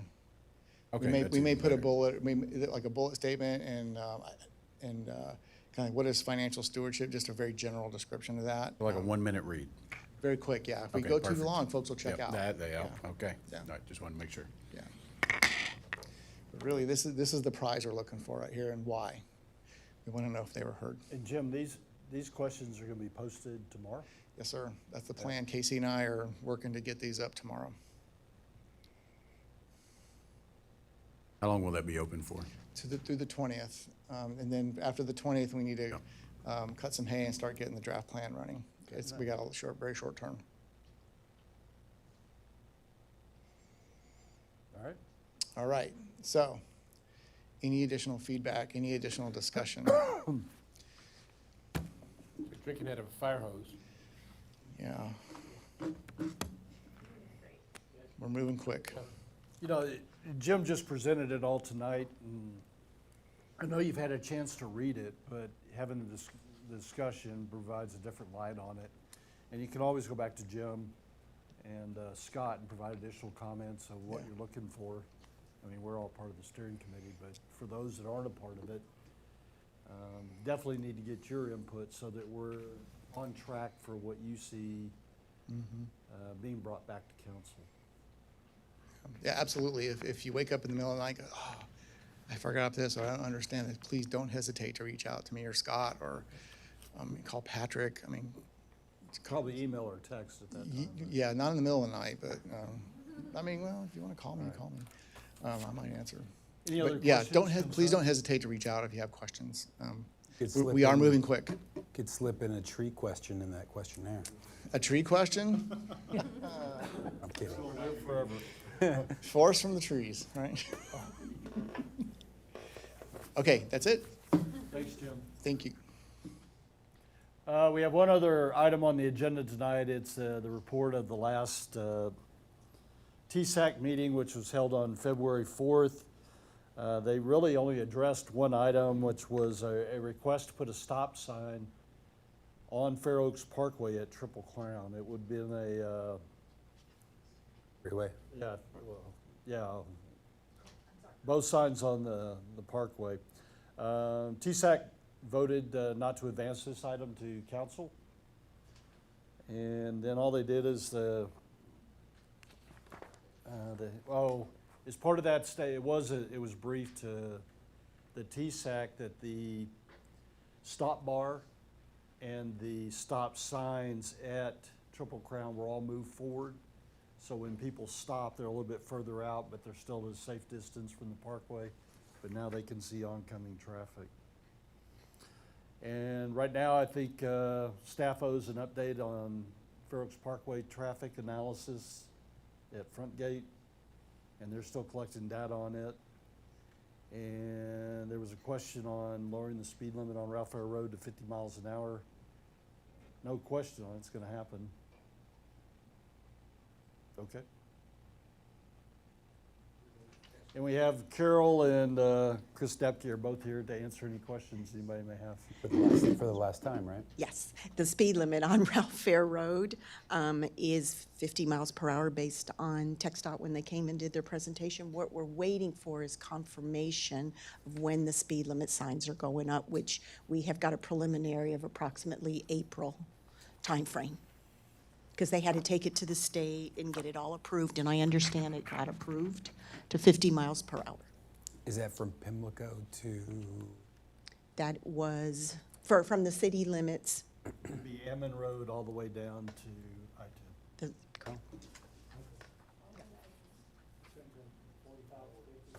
No. Okay. at the camp is 45. At the camp, Stanley Gate entrance, it will stay 45 to I-10. Jim, Detail. when's the bridge going to be done? Oh, we're talking about Ralph Fair. Yeah, the scheduled time frame TxDOT gave us was April, but they're in the final stages of. They're moving, but I almost ran over a flagger the other day. So they, right. And there's one other, the 13th. There's another date coming up where they're gonna close off the road to put down blacktop. We need to get that out. If you, yeah. Thank you. And actually, it was Grant that was on top of it. We didn't even know the flaggers were out there. And Grant pursued it and got the information. I could see the fists in the air at Keeneland. It was ugly. I didn't see Grant was here. You were hiding behind. Okay. Any announcements from council? Got one? You gonna do the egg scramble? Have that in your notes? If you've got it, you go ahead, because you probably have more data on it. Go ahead. Okay, so the Fair Oaks Ranch Homeowners Association is having an egg scramble for Easter coming up, and registration is open now. So those spots do fill up. There's a finite amount of spots. So if you want one, go ahead and go to the website and register. Anybody else? Dale? Next week is spring break for all the kids, so be on the lookout for kids in the roads on scooters, Good point. FYI. And also, my daughter made the Voss tennis team. Nice. Keith, Ruben? The police department had planned what they called the Strong Her event. It was scheduled to take place on Sunday, March 8th. And they have postponed that to a later date sometime in the summer. But for those that may have been tracking it, the Sunday event was postponed. The police department is tracking Coffee with a Cop, March 10th, 9 to 11 at the Spotted Deer Coffee Shop. It's open to all residents. If you want to come and talk to the police officers, ask questions, just get to know them, come on out, 9 to 11, March 10th, which is next Tuesday, at the Spotted Deer Coffee Shop. And we just went through the strategic plan. I had a note down here that the new questionnaire for all residents goes out tomorrow, and it's out till the 20th? 20th. And for council members, please help us encourage other residents to get on and fill out the questionnaire. The 350 that did the previous one, it was very helpful. And the last one I have is, if you've been down the Parkway, the construction on the left turn lane, northbound side into front gate has already started. Just to let everybody know, there is some construction activity. They do have bollards on both sides of the road. Please be careful as you drive through there. And that construction goes on for about another 2 weeks, 2.5 weeks, somewhere in that neighborhood, when they finish the project. Jim, anything else? We're all good. Council members, anything you want added to a future agenda? Trees?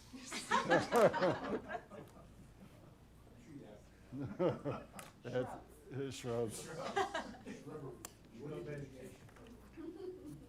All right. Amanda, anything I missed?